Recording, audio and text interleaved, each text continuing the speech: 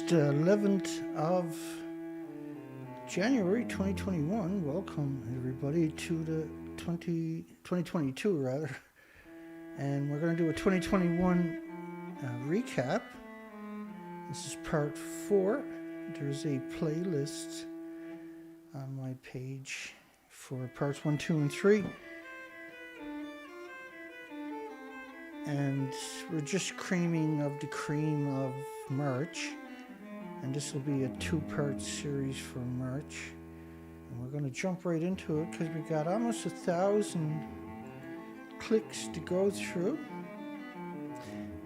And that is a lot. And so I won't cover everything because you get pretty click happy when you're going through 10,000. And so click would look like that. That's 1 click, 2 clicks, 3 clicks, 4, 5 clicks, 6 clicks, 7 clicks more. Let's rock it.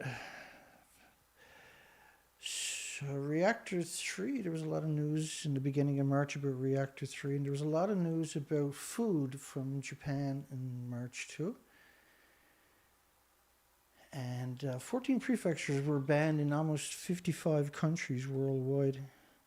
Irrational nuclear fears put Sweden in danger, succumbing to stupidity. This was from Forbes. This is James Conkra.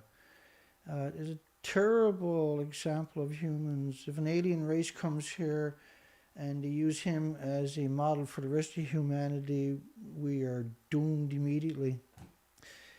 He's the furthest thing from a human. I'm sure if you checked his DNA, it would come up as some unknown creature. And I despise Forbes propaganda for so long. It's really something, yeah? Forbes is nobody's friend. They claim nobody has ever died because of a Swedish nuclear power. All nuclear power plants are hemorrhaging radiation. So, just to keep you in context, that the fuel in a reactor core makes energy by splitting atoms. But what does that even mean for people? Well, the atoms, think of it as a snowflake that pulses energy every second, never melts, and is toxic, 1 billion times more toxic than industrial poison. It'll float around the planet for millions of years, and you can put 2 million atoms on the head of a needle, but you can't see them. Therefore, when you talk about fuel producing atoms to heat water, the numbers are just, you can't even comprehend the actual numbers per minute to keep this chain reaction going. It's incomprehensible. There's more atoms than all the stars in the visible solar systems combined and multiplied by infinity of atoms.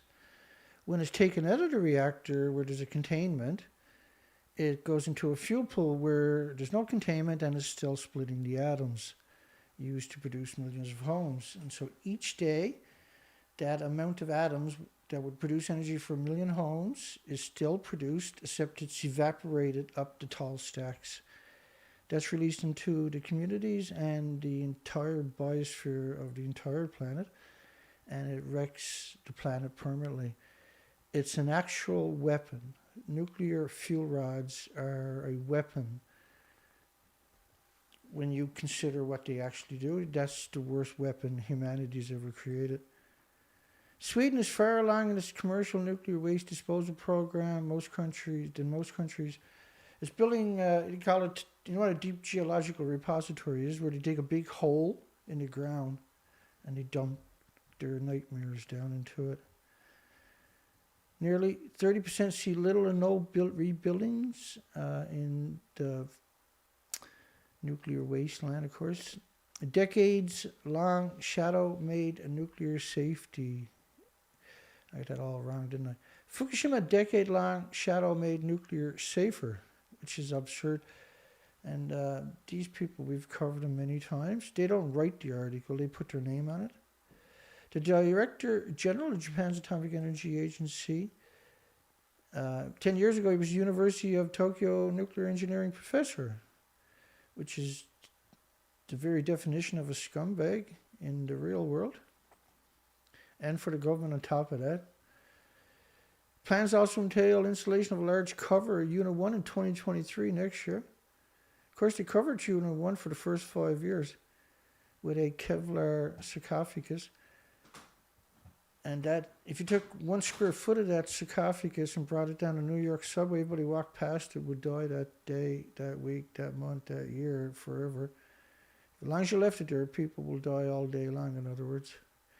Enabling removal of rubble at Unit 1, but actual fuel removal is slated to begin. There is no fuel at Reactor 1, 2, 3, or 4 reactors. But don't try telling that to the crazies.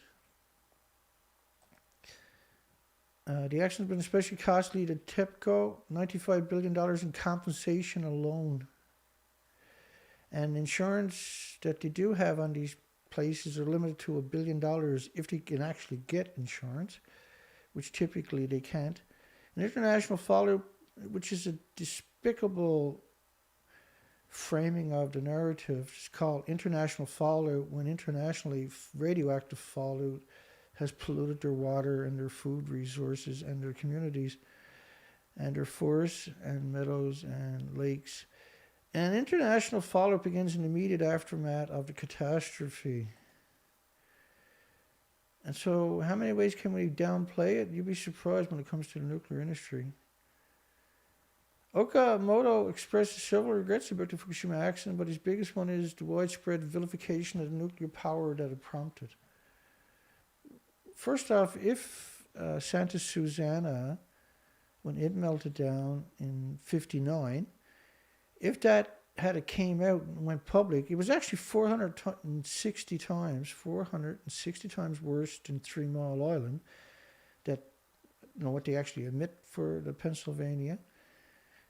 And it covered hundreds and hundreds and hundreds of academic studies on 3 Mile Island.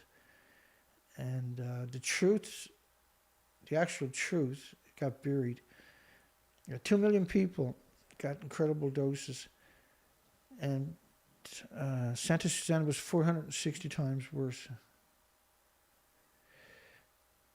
And they hid it they still hide it even today, the actual true. It's still melting down as far as we know. It was a sodium reactor. Yeah, vilification nuclear power plant is absolutely warranted. Not vilifying nuclear power plants is an actual crime. And it claimed he frequently visited the Fukushima site. This is absurdness, by the way, because there's zero possibilities he went there. And often looked out into the quiet and beautiful Pacific Ocean. The quiet and dead Pacific Ocean. Into the quiet. See the word there? Now, I've done 6 years of research expeditions from Vancouver to Alaska on the ocean without coming home. Looking for species. It was a total extermination event. So it's quite appropriate to put the word quiet there, the despicable, cowardly scum that wrote this article. And he's the Director General of the Japanese Atomic Energy Agency. They're the promoters of nuclear. They're not the regulatory agencies. They've been captured too, by the way. And the last part of that was part of a government council. When you see that, you know they're scum. 100% scum. The minute you see them associated with any government in any country, these are degenerate scumbags. You can't get the job unless they got videos of you raping and murdering babies. Fukushima operator completes removal of second set of spent fuel rods. Fukushima operator, the homeless and the destitute and victims of society and the immigrants who don't speak the language, you mean? And they don't remove spent fuel rods because the buildings are completely, unequivocally destroyed. If you're not familiar with the subject, my very first video on this news site here is about 17 minutes long. It breaks down, shows you all the pictures. You might want to watch that if you're not familiar with it. They claim that the last 6 of 566 used fuel assemblies were removed from the spent fuel pool by a crane operator. My God, don't you just hate this industry? First off, they're talking about Reactor 3. And so Reactor 3 was this building right there. I'll put it up in a big shut screen for you. Fuel pools would have been at the very top of the building, which is Reactor 3 to your left. And the red depictions are the fuel pools up there. There's two of them, and this is the reactor core right here. You can't get assemblies from a fuel pool. By the way, the reactor core has 800 tons, and an assembly is around 1,800 pounds. Each assembly, right? Perpetual liars. Telling the truth is not an option for the nuclear industry.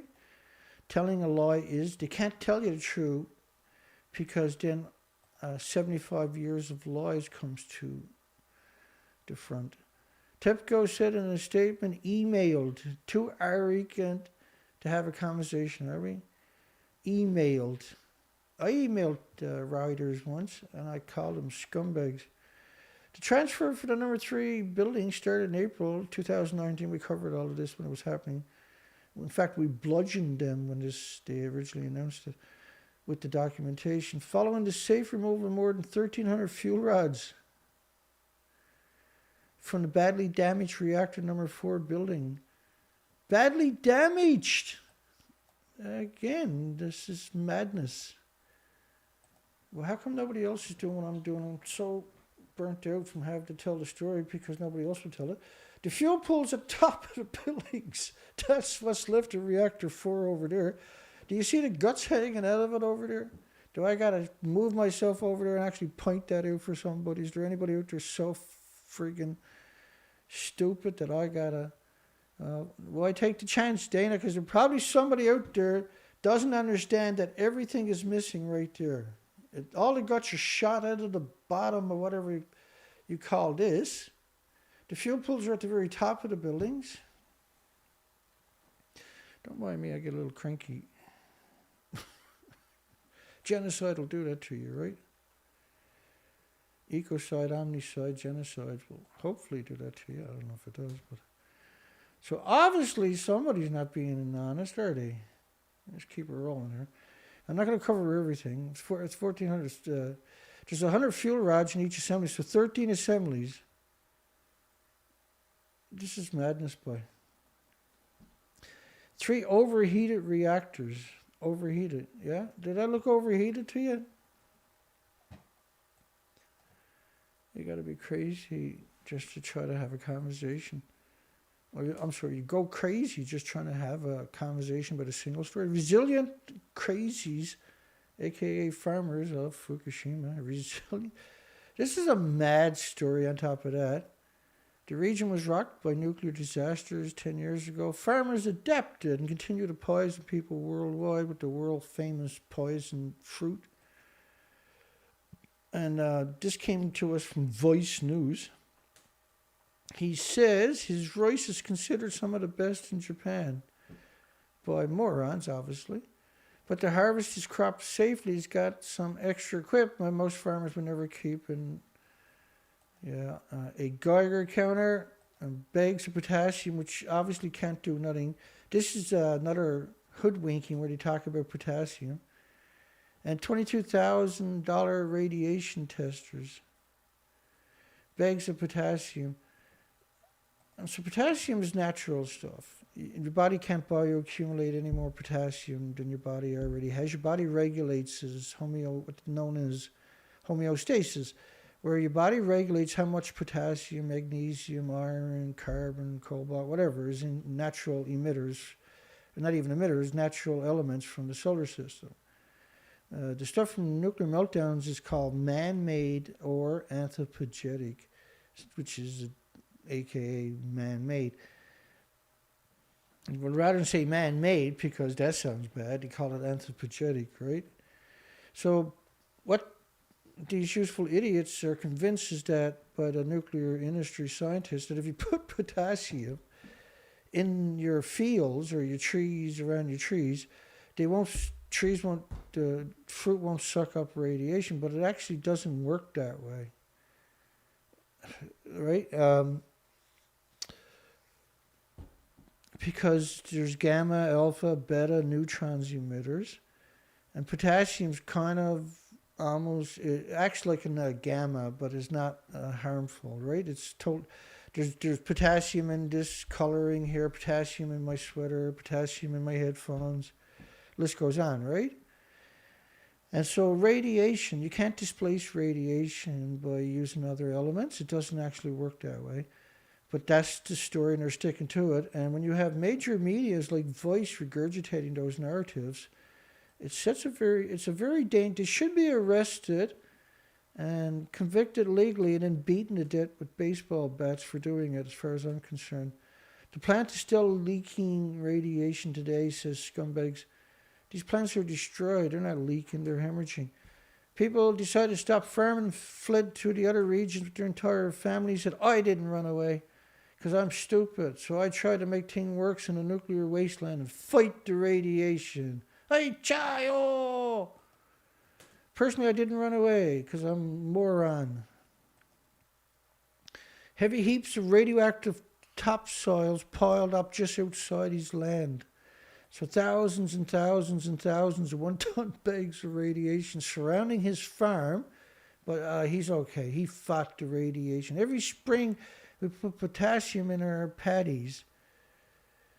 Like, that statement is the definition of stupid.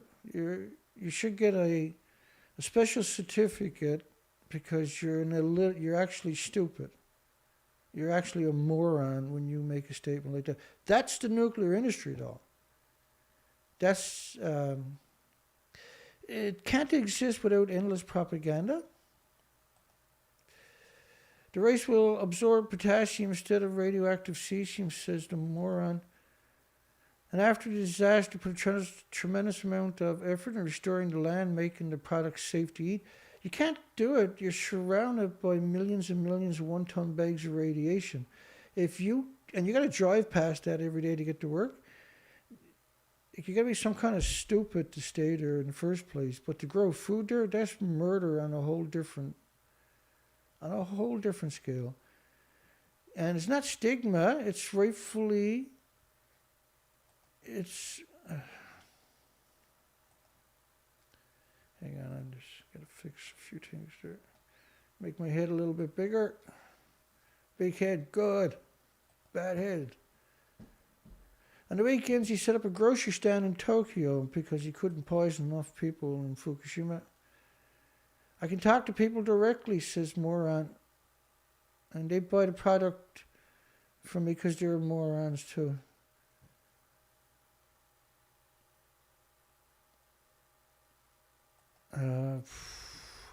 So his best fruit gets $20,000, not yen, but dollars each. And his more affordable varieties sell for, in the supermarket, $100 each. And thank goodness the only people who can afford them are very wealthy, useful idiots. I apologize for saying that actually, because they will ship that to other countries under different labels. It won't actually be labeled from the nuclear wasteland.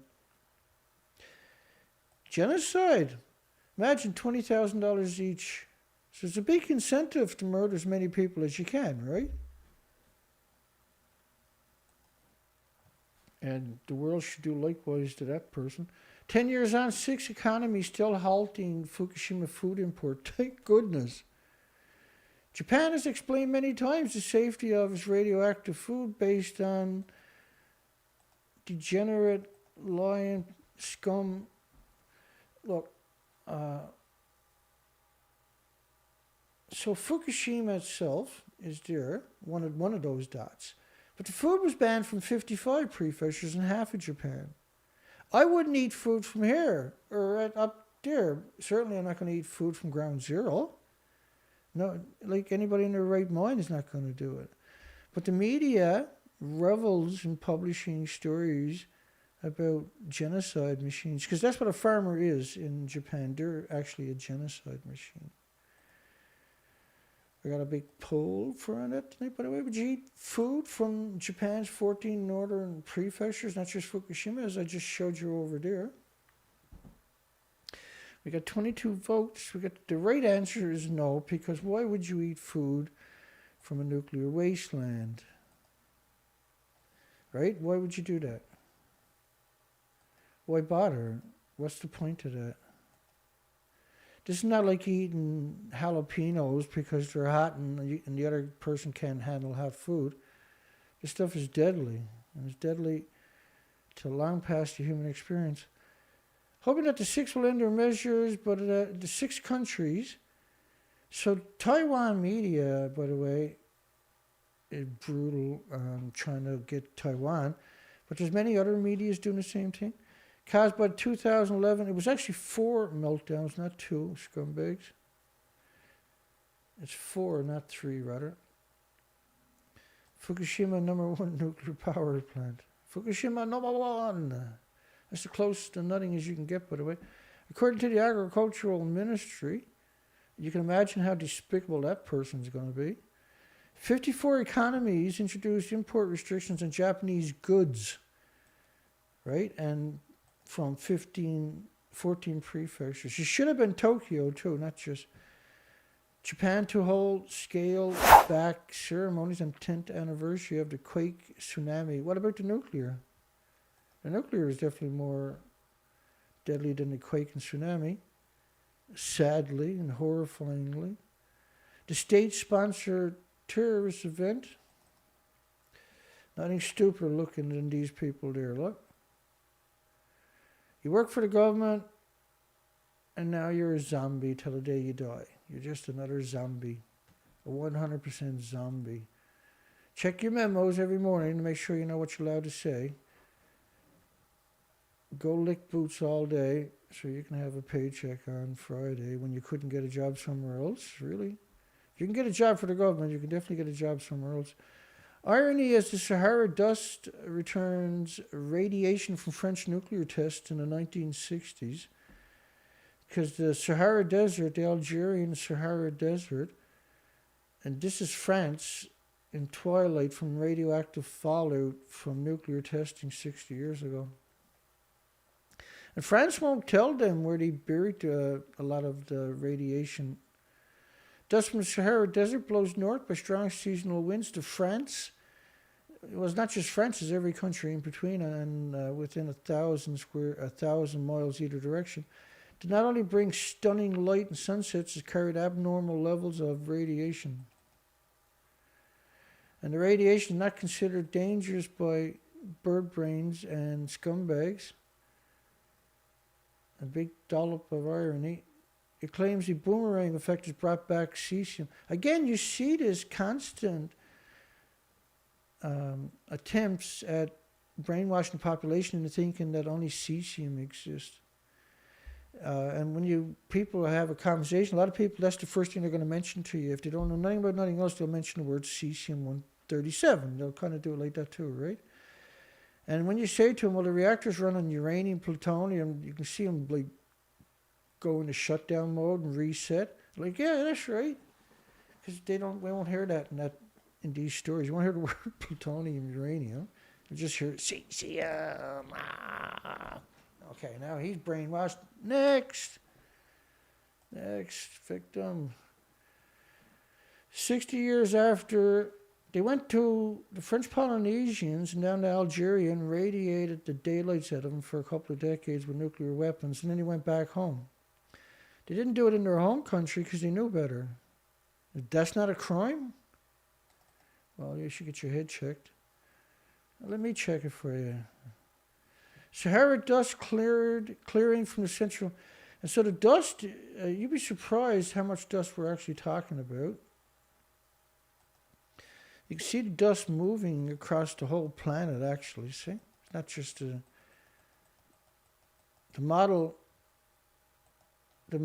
are, because we cover a lot of these models. You can't cover that without covering the rest of the planet. Yahoo Japan operator line merged to take on foreign tech giants. Yahoo. The company plans to invest 500 billion yen in artificial technology and 500 ET. 500 billion yen is 5 billion or 6 billion Canadian, which is equal to like $3 Americans or something. 5,000 IT engineers. Imagine if I had 5,000 IT engineers working for me, how I can screw over this nuclear industry. in 12 months. That'll be the end of them. That's $325,000 a year at $65,000 a year wages. So $325 million a year in wages is downplaying it, obviously, right? So half a $500 million a year in wages Yahoo is going to spend on IT engineers to come up with artificial intelligence. So 5,000 people working on artificial intelligence for internet is a very, very scary prospect, trust me. That's very scary stuff. And they're at it. That's a year ago, so you can be sure they're in business. Build back nuclear from the scumbag hill. Excuse me. Representative French Hill, opinion contributor. Oh my goodness, what a degenerate this guy turned out to be. With the U.S. rejoining the Paris Agreement last Friday, it took them 4 years to escape the Paris Agreement, which is the nuclear industry, right? And led by the worst of the worst in humanity, known as the French. The French, fuck you, Dana. Fuck you. The U.S. rejoining the Paris Agreement last Friday. It took them 3 days to rejoin the Paris Agreement, 4 years to get out of it. And they had to pay all kinds of millions and millions and millions of dollars each year to stay in it. No, it's a death cult. New Climate Policy Office, an international photo op branded as the Leaders Climate Summit. Leaders. This is a word we should get out of the dictionary, actually. This month also brought news that the Biden Treasury Department will set up a climate hub.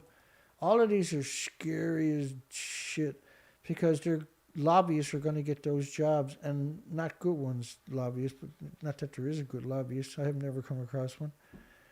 I'm the closest you're going. I'm actually, the nuclear proctologist is actually a think tank. I'm the CEO and the president of the nuclear proctologist. And it's a think tank that what we do is we curb stomp the nuclear industry as much as we can. And we advocate zero nuclear into space. Space is not supposed to have man-made stuff into it like that. My biggest fear is we'll find another planet, and we'll go there to be another civilization, and we'll bring nuclear there and kill it flat in a few decades. Any kind of nuclear is evilness personified. Hidden in the strategy lies one idea of consequences, that is the president's, Biden don't even know what year it is, goal to finance low emissions in developing countries through organizations like the World Bank. So the World Bank will go into impoverished countries and lend them money to put people in charge first to get, right? Then they'll lend them huge quantities of money that they know they can't pay back. The money will get stolen by their players. Then they'll go looking for their pound of flesh, which is usually the fresh water supply and the minerals of the country. You don't want anything to do with the World Bank, which, by the way, is United Nations, right? It's seeded by the United Nations. You don't want anything to do with any United Nations organizations. This is a corporation of 195 militaries, and they have no good intentions whatsoever. They were created in the ashes of Hiroshima and Nagasaki, and their entire history and legacy is predicated upon ecocide, omnicides, and genocides. For the president's climate plan to be serious, it should prioritize nuclear support through the World Bank. It should prioritize nuclear support. But you can't have a future. You can't have a future of Earth or a species with nuclear on your planet, particularly nuclear power. It has to go. It's you or nuclear power. It's 8 million species or nuclear power. And you probably can't stop the catalyst that's already in motion, but you can try. It won't be especially prosperous one if we insist the poorer societies power their way up the income scale with renewables alone, says Scumbag. Nuclear will be essential for their energy mix. So these are lobbyists that gets appointed to positions of authority and pass amendments that jeopardize the future of all humanity and the 8 million species. It's better that the nuclear industry dies than 8 million species. Although its reputation in the United States suffers from memories of 3 Mile Island that was buried by Lake Barrett and Ernie Gunnison, by the way. A 1979 accident as haunting as the bell bottoms of that era. Right? And so how do you play down? You equate a nuclear meltdown with patents people at war. But just as harmless to humans' life. Whoever wrote that, my disrespect for you is incredibly. I can't say it actually public how much disrespect I have for you. I can't possibly articulate what I'd like to do to the back of your head if I ever caught you. After a 2011 tsunami hit Japan's Fukushima reactor, leading the country to temporarily take its nuclear power plant, because the people that put their names on these articles are not the people that write the articles. Incredibly clever and knowledgeable about nuclear to write any of these articles. The media has an audience. The nuclear industry gives them the article. One of their journalists needs a new swimming pool or a house renovation, so they put their name on the article and they get a kickback. It's despicable. It's pointless. It's pointless unless you're a despicable propaganda machine. My apologies. I got to go slurp on the water for a second.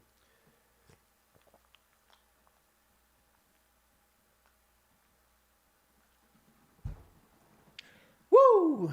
That was awesome. I was a brain freeze that time.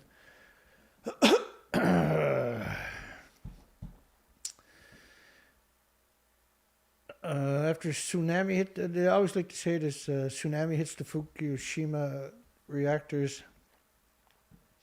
leading the country to temporarily take its nuclear power plants offline. Fossil fuel usage and electricity prices surge, resulting in more debts for the country than from the disaster itself. It's simply not true. And this is another tactic we've seen constantly where they claim the only way you're going to survive is if you use nuclear power. Every other power source will kill you. Like the emissions from gas, oil, and coal doesn't look like that.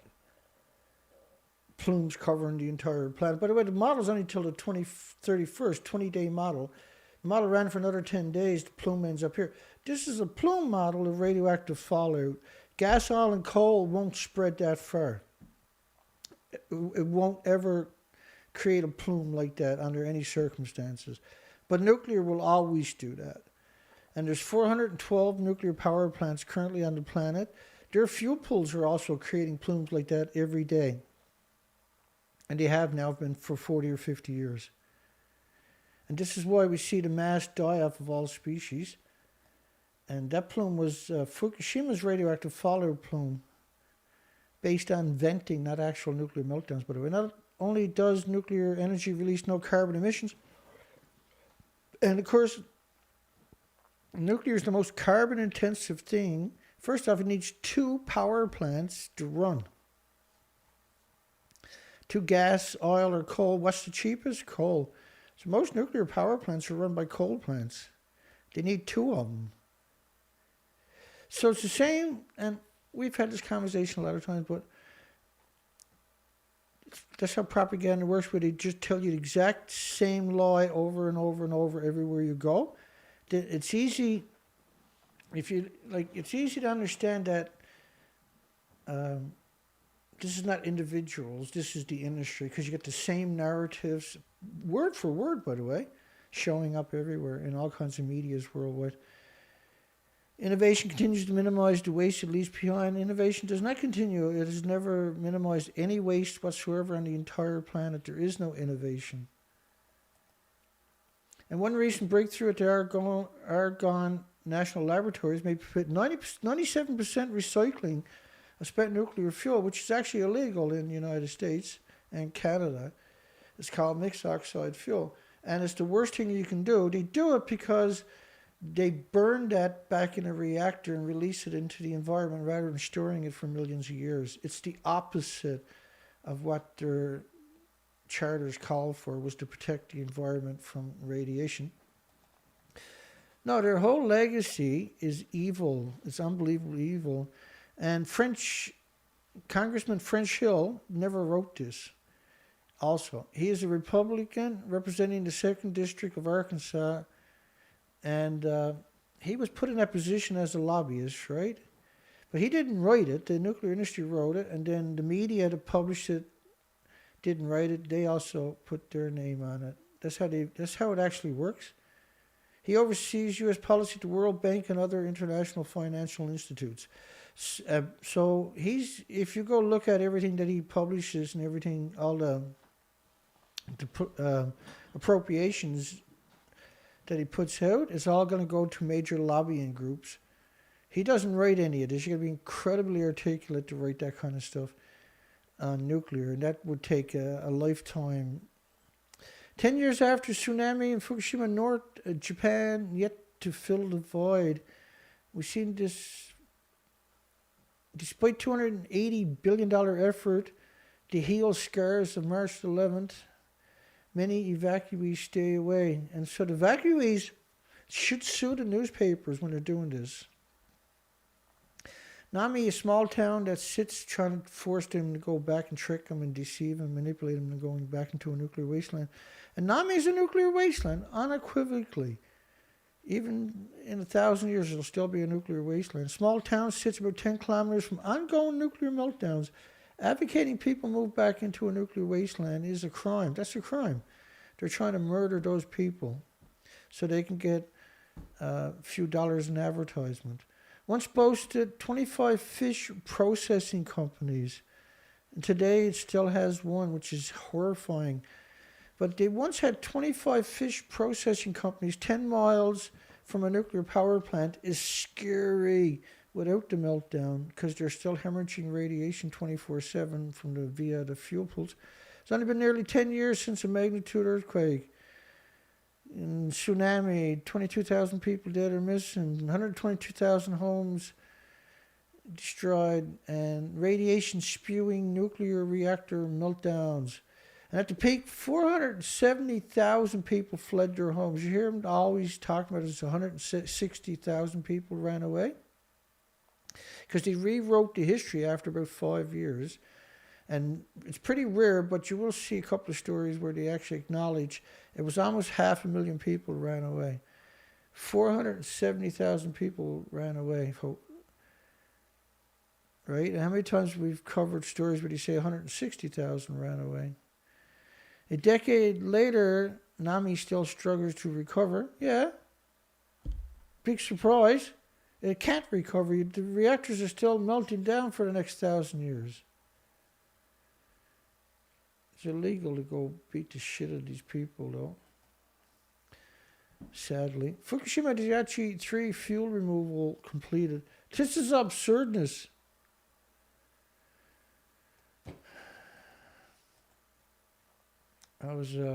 This came out last year, this story. Oh, just to be a scumbag. What a great life that must be, I suppose. So the fuel removal is those pools up there. There's 2 pools, take around 6 million pounds each. There's no repository in Japan, so there's probably 10 million pounds in each pool. The building over there, what's left of it, was Reactor 3. It was a 190-foot tall building, 150 feet wide. As you can see, the building is leveled. It's actually leveled.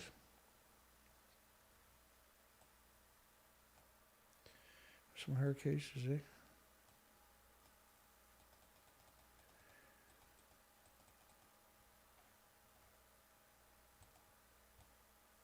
That's what's left of it. Of a 190-foot building, just a stub. Fuel pools were at the very top of a... Not only that, they claim it actually looks like this here on the inside. I put myself in there. Is that the one? Yeah. I put myself in there to make fun of it, right? They built it off-site, brought it there with cranes.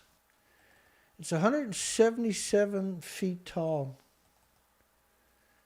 the structure that they built. The original buildings are 190 feet tall. So they had to go up 177 feet above that to get to the original heights. Eh? These are lunatics. And then he claimed 566 assemblies have already been removed from the Polar Reactor 4. And here's the report on it. So the building to the left is the real building, but here's the media. We are here inside Reactor 4 at the Fukushima Daiichi nuclear power plant that was severely crippled during the earthquake and tsunami of 2011, leading to the country's worst nuclear disaster. So obviously she's not at Reactor 4 fuel pool, which is 100 feet above the deck to the left. And so last year, for March anniversary, they claimed they got all the fuel out of the pool.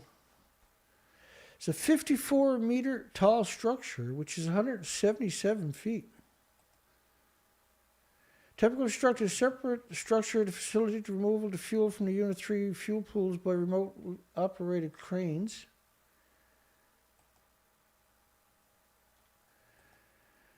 So that's 177 feet tall. That's the structure they created. It is 177 feet tall. And the fuel pools, as I showed you, is at the very top of the buildings. Here's Reactor 3 again. So the fuel pools are at the very top of the buildings. So if you build a structure 177 feet tall, and they've done that because they don't want you to understand that the radiation has covered the entire planet. But it does show you that it's a despicable, coward, vicious, hateful, twisted, sadistic, genocidal industry, right?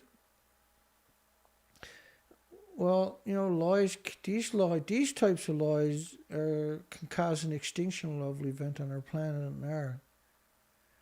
And this one is by the World Nuclear News. If you see it by the World Nuclear News, for goodness sakes, don't take it as truth, or the World Nuclear Engineer. These are absurd, degenerate scumbags. They should all be stretched out with a couple of transport trucks. The 54-meter tall structure includes a steel-framed, 177-foot tall structure, filtered ventilation. You can't go inside of that structure, for God's sakes. You got multiple mixed oxide fuel meltdowns below you. You ain't going inside of that. It's not fixed to the reactor building itself and supported on the ground on one side and against the turbine buildings on the other. This is when they were building it. They do it with cranes. They built it off-site. Then they brought it in. They built a structure around it because it's so fragile. And then they laid the structure on top of that. And then they pretended that everything was perfect on the inside of it. These are crazies. Company completed removal of 1,331 used assemblies from the storage pools at Unit 4. Again, I show you Unit 4. And there's zero possibility there's a fuel pool at the top of Unit 4 because the fuel pools were at the top of the buildings. There is no building to the left. But that should terrify you that they are willing. And why are they so far away? It should horrify. We counted the tanks. There's not 1,000 tanks there. There's actually only 750 tanks. And there's only 750 tanks if you count those little small tanks right there, which I did, by the way. We ended up with 750 tanks. And this, you see the destroyed building over there? That's Reactor 4. You know, that's 25 feet tall or something. The fuel pools are up at about 170 feet. The top of the fuel pools. And so if you're stood up there for a little while, you die that day or that week. And if you stood up there in paper suits, like these pictures, this is absurdness, right? You got people out there in paper suits, and they claim they burn about 7,000 of these suits each day. At the end of the day, they burn those paper suits. So when I call them paper suits, it's for that reason, that They claim they burn 7,000 paper suits each day at the site's incinerators. That's right, they got incinerators at the site. So these are fake pictures as far as I'm concerned, photoshopped, and including the truck there. The cranes are remote controlled. They're right by insidious multiple nuclear meltdowns, for goodness sakes. And this building is gutted almost all the way to the floor. There is no building left. Frustrating. I wish the world was as frustrated as I am about this. 54-meter tall structures include a steel frame, blah, blah, blah, blah, blah. How many ways can we lie to you? Well, when it comes to the nuclear industry and the degenerate world nuclear news, these are lunatics. This is a lunatic industry. Process removing 566 fuel assemblies. Let me do some math here for you because that gets on my nerves, right? And I forget sometimes, and sometimes it's better to show you. So 566 multiply each assembly, because there's 100 fuel rods and they're 18 pounds each and 12 feet long. So multiply 566 by 18. What did I do around there? Oh, 1800. Dana. My apologies, folks. Do that again.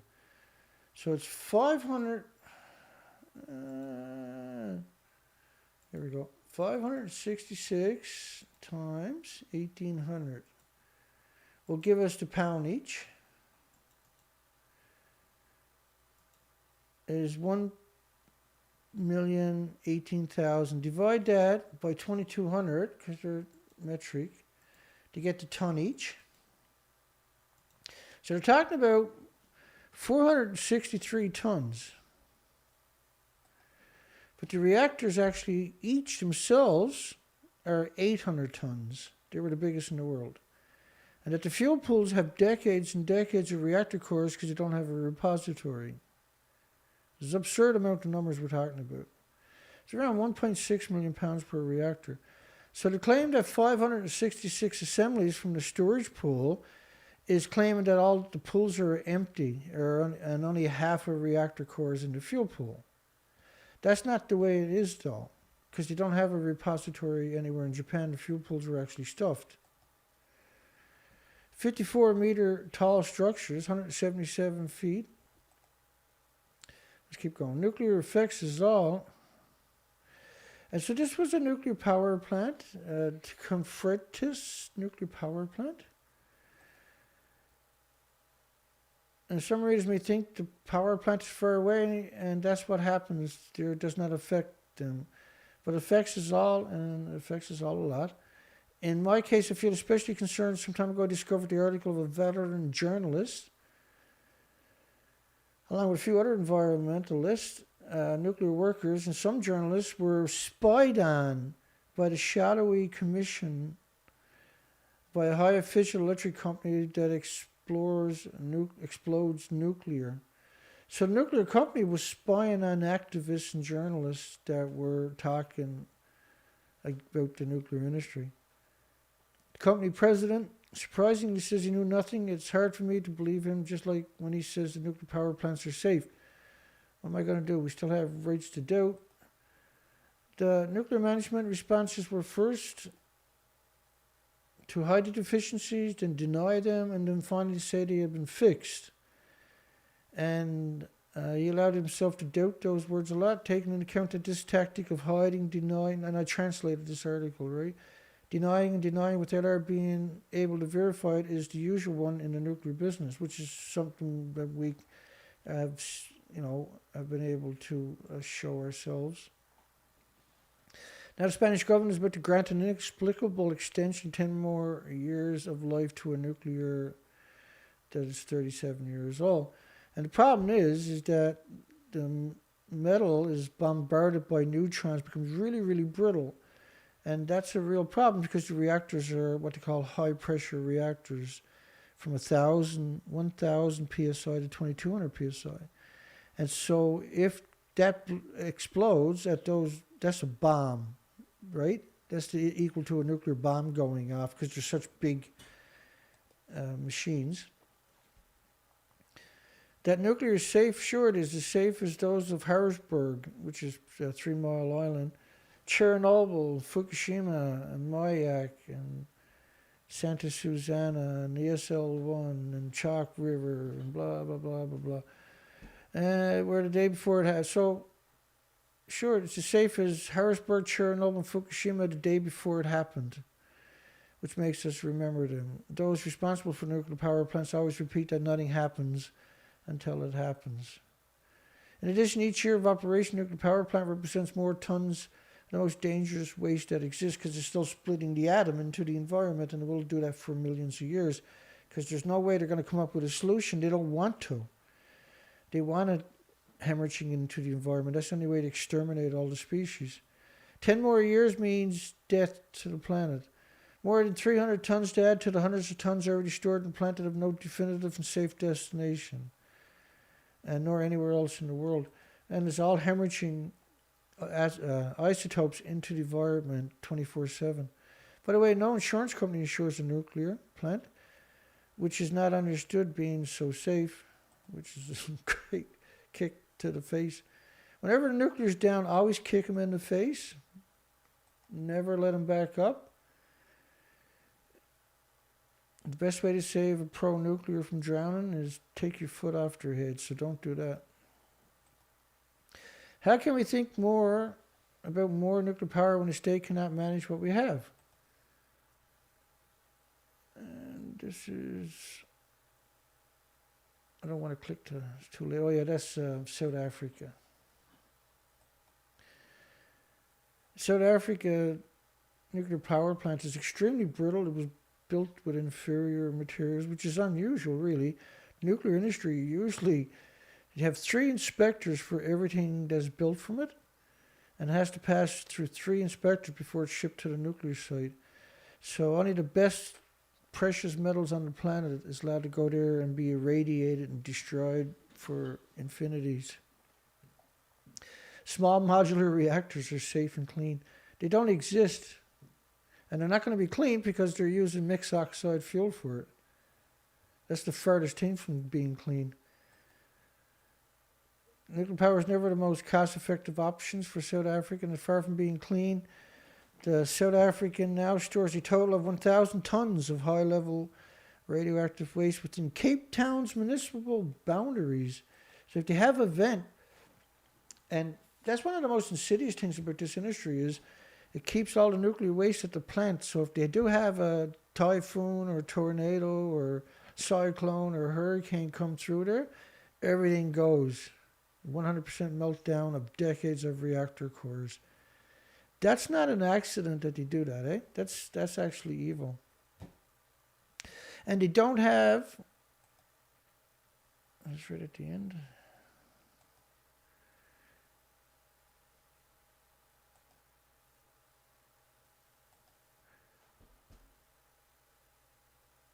Yeah, the Eskom in South Africa is supposed to be setting aside funds every month to cover the cost of the decommissioning and the radioactive waste disposal, and for 40 years they've never done that. That's outrageous. This is why they're losing all the senior members, by the way, is because that place is hemorrhaging radiation. The Nuclear Safety Authority, which doesn't actually exist, it exists in figureheads, but not actual in spirit, or there's not even there in spirit. It's a total, it's controlled opposition, right? They're going to control the lifespan of a 900 megawatt nuclear power plant in France that'll be celebrating its 40th anniversary.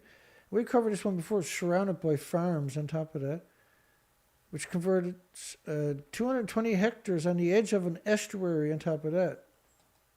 That's just evil, man. We're going to install a corium recuperator under each reactor. And so, first off, when the reactor melts down, it hits around 9,000 degree Fahrenheit temperatures. Well, no matter what we put underneath it, it's going to burn right through it, like butter. And so in order to keep people stupid and fighting with each other. They claim it's like a big, large ashtray to recover the nuclear material and contain it inside our facility. And the consequences of a major accident will be mitigated. This is absurdness.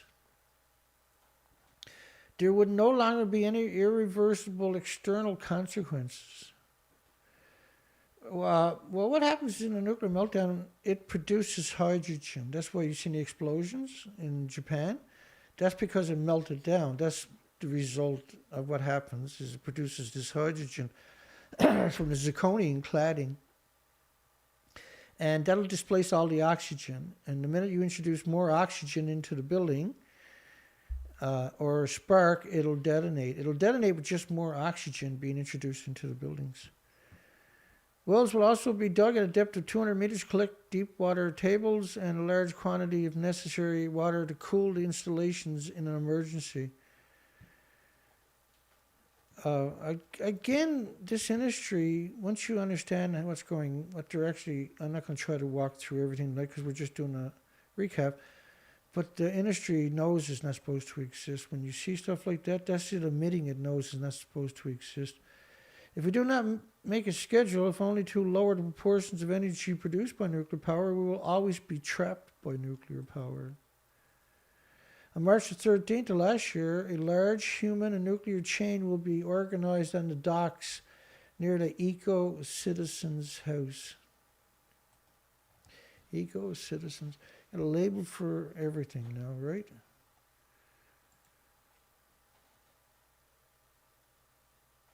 Fukushima radiation concern lingers and litters.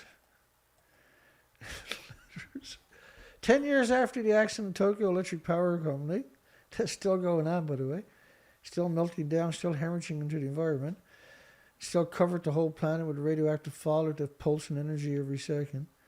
The local government is still testing food from radiation. No, they're not testing it. If they were testing it, they wouldn't allow any food editor, period. No samples exceeding the latest, greatest, newest safety limits have been found since last year.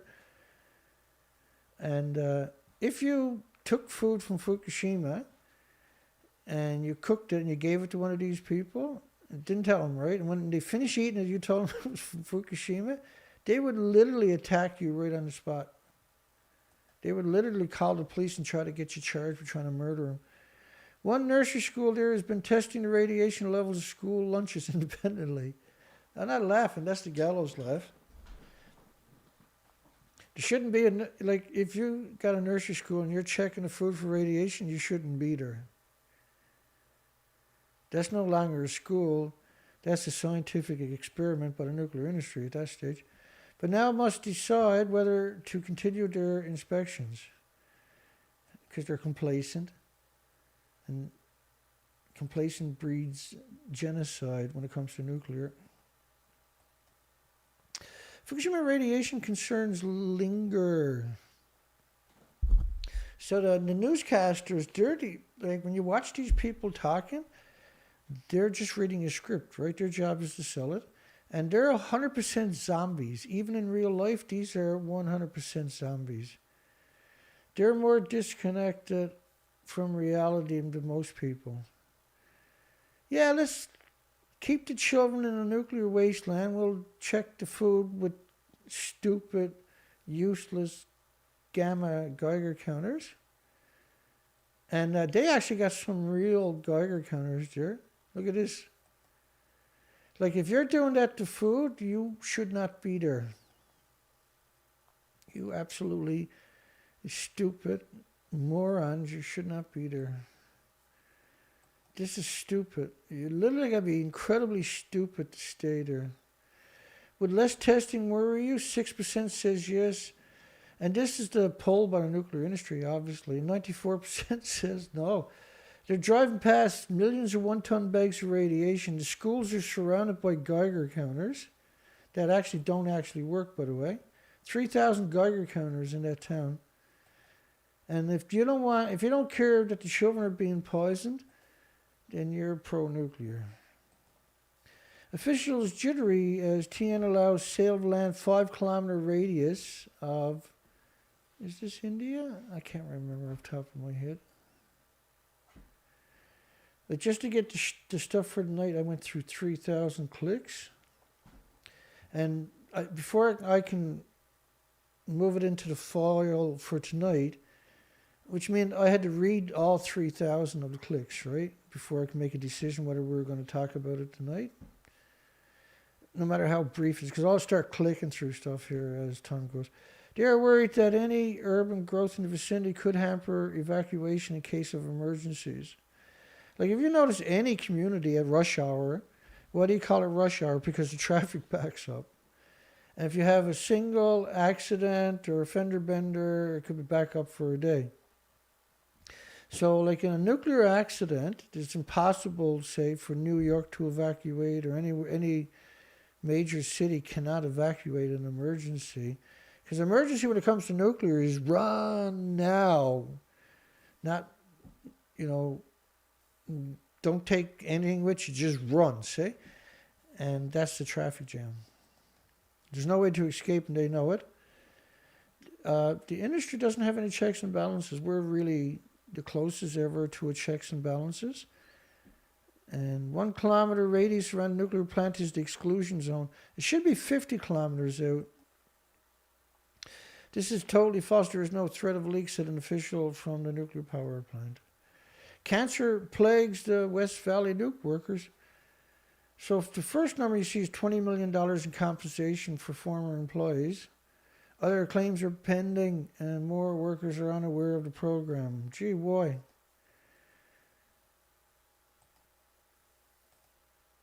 David Piles says he lives on painkillers and moves with the help of a crane. He worked 5 years at the West Valley, which was New York. The demonstration project was a mixed oxide fuel facility, which is incredibly stupid. And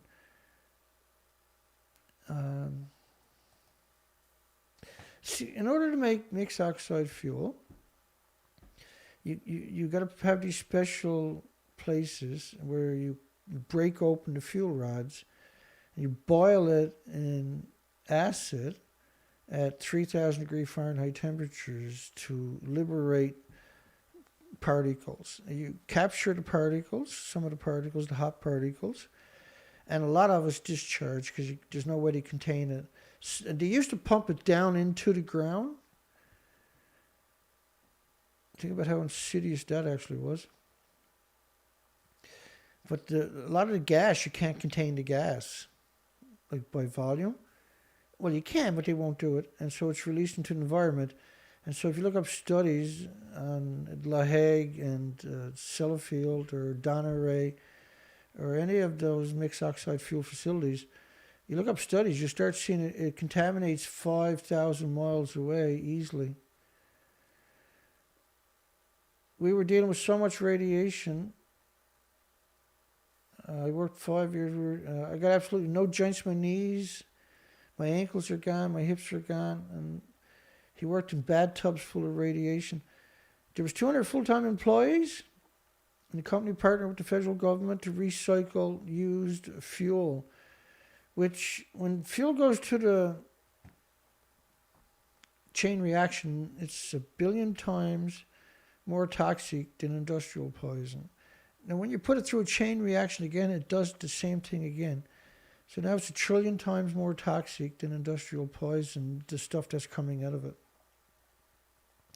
And the stuff will be coming out of it for tens of hundreds of millions of years. Right? And it's toxic to every species on this planet or any other planet, no doubt, because it's man-made. Other workers were hired to contain and dispose of dangerous waste the operation left behind. This is temporary workers they're alluding to. Develop cancers, leukemias, other illnesses. The same held true for workers at other nuclear facilities across the nation. As a result, Congress established the Energy Employees Occupational Illness Compensation Program in 2000. Originally, for them, it was 59 people in West Valley, $20 million. But Congress spent And all individuals who submitted claims involving 280 employees worked at the reprocessing facility. They only had 200 employees, right, originally. During the ongoing $3.1 billion taxpayer-funded cleanup. $3.1 billion for the cleanup is absurdness. An undetermined number of claims have been denied. The rest are being adjudicated. He said he was unaware of the program, and he isn't alone. About 1,000 temporary laborers were hired by the company in any given year. Temporary being transient people. The use of temporary workers are a common practice at the time, and even today certainly, and few operations needed to raise quite so large of an army as nuclear fuel services, according to Science magazine reports from that era. Industry has a nickname for them, sponges, because they soak up the radiation. They get lethal doses in one day, and then they kick them loose for $50 pay. They were hired to absorb radiation and do simple tasks. Well, working at the site like West Valley is not guaranteed later illnesses, but it actually is, or genetic complications for offspring, which it actually is. Each exposure to radiation increases the likelihood of cancer. Again, there's 1,800 illnesses. You see this always directing you towards thinking only of cancer. There's heart, liver, lung, respiratory, pituitary, thyroid, adrenaline. And pituitary and thyroid glands, they regulate all the functions of your bodies and the animals and insects and birds and mammals and animals' bodies, right? But the pituitary gland also, the radiation affects lactation, right? It also affects stress level of the parent. And so the parent is producing a lot of stress, a lot of adrenaline. The babies are born with this adrenaline junkie type thing, and there's in their systems, that is, and they can never mitigate that. It's what I would call a meat grinder, he says. Exposure to radiation is a meat grinder there. The whole story of that is just frightening. Through 6 years of operations, 36 individuals, 13 incidences were exposed to excessive concentrations of radiation, according to one admittance. Plant opened in the spring of '66, and upon arriving, containers were submerged in 45 deep cooling pools of demineralized water. This stuff is still splitting the atom, it's still hemorrhaging into the environment. See? Fuel rods are cut open inside a special facility, chopped up and placed in an acid bath at 3,000 degree Fahrenheit temperatures. And the solvent separates used fuel from the reusable uranium plutonium is collected for resales, and the radioactive byproduct was pumped into an underground tanks. You can't pump the gas in underground tanks. It doesn't actually work that way. The plant that handled 630 tons of fuel and produced 660,000 gallons of incredibly toxic liquid waste by 1972. They absorbed radiation from that duct for 5 years, and they recognized it posed a danger. Management ignored repeated requests to keep the airways flushed, and they had that, of course. And you see it in every country if you actually pay attention. The newly formed in 1982, the newly formed U.S. scumbag energy department took control of 200 acres where that's New York they're talking about. The New York State Authority, Research Development Authorities were charged with shutting down the site's disposal area and stewardship of 3,400 acres that surrounded it. So, nationally, the Department of Labor has received claims based on 130,000 former employees and paid out $20 billion. Almost $20 billion. So 130,000 people working for the nuclear industry got incredibly sick, and they had to pay out a staggering $19 billion. So this is not an industry. This is a genocide machine. That whole story is worth reading if you ever get a chance. There's so many tidbits of information. It's unusual, really. Your view on Kimba nuclear dump ramping in pre-selections. Well, Kimba is prime farmland in Australia. that is actually owned by the natives who were excluded from voting on putting a nuclear repository on their land, and that the locals that voted were illiterates when it came to nuclear, and they were brutalized by the nuclear apologist industry for several years before the vote, and they were tortured into regurgitating that nuclear is like a banana or a potato chip or walking in the sunshine or getting on an airplane or sleeping next to somebody. These are all propaganda stories. But they want to put this stuff, this is from medical waste, by the way. They don't need a deep geological repository. Medical waste is stuff that's used to exterminate your loved ones in the hospital. That's what they call medical waste. It's not medical. It is not therapy. It's a genocide, 100% genocide. But Australia is brutal, eh? Bundle set to take over the head of the Livermore nuclear lab. Imagine how evil you got to actually be to get that job. The Lawrence Livermore nuclear labs. These are genocide machines. There's 900 people there got cancer disabilities. 900 were denied, and who knows how many is applying. It's one great big cancer factory. And you can't get the job as the head of a cancer factory and a disease factory unless you know what's going on. You have to know what's going on. You can't be ignorant to those particular facts. And so in order to take the job, there's a disconnect, an incredible disconnect. There's something like if you examine her head, there'll probably be a big tumor there or something. Powering a moon village. So when they talk about putting a nuclear power plant on the moon, they're not talking about putting a nuclear power plant on the moon because you need 1 million gallons of water every minute. But it sounds good, right? But what they're talking about is putting a facility like this on the moon. A chunk of nuclear that produces energy. But when you read the headlines, they're about Germany or America or Russia is going to put a nuclear power plant on the moon, right? Nuclear industry is out drinking martinis and celebrating. When in reality, it's not. It's just this chunk of a dirty bomb. They're putting a dirty bomb on the moon, basically. Compensation for French nuclear test victims on track. Anybody believes that is incredibly gullible. France doesn't apologize, and France doesn't give a shit about anything. Compensation program for victims of France's nuclear tests remains on track. Sure, they've never tried. For the French Polynesians in Nigeria, there should be compensations for Niger too, right? Where they get their uranium, because they dissolved the country, got rid of the authorities in the country, got rid of the borders, caused a civil war for 60 years, so France can get cheap uranium. Ground disposition, by the way, of radionuclides in the French Polynesians. You might be interested in this stuff. I got a few studies here, just one of them. And talking about the radioactive fallout, disposition through the French Polynesians. Between 1966 and 1974, and the results are staggering. So 10 to the power of 7 is 1 million, so 6 million becquerels a square meter. 6 million becquerels a square meter. And you're talking about 900,000 becquerels per square meter after the Phoebe test. These are absurd numbers, by the way. 1.6 million becquerels per square meter after Arcturus test.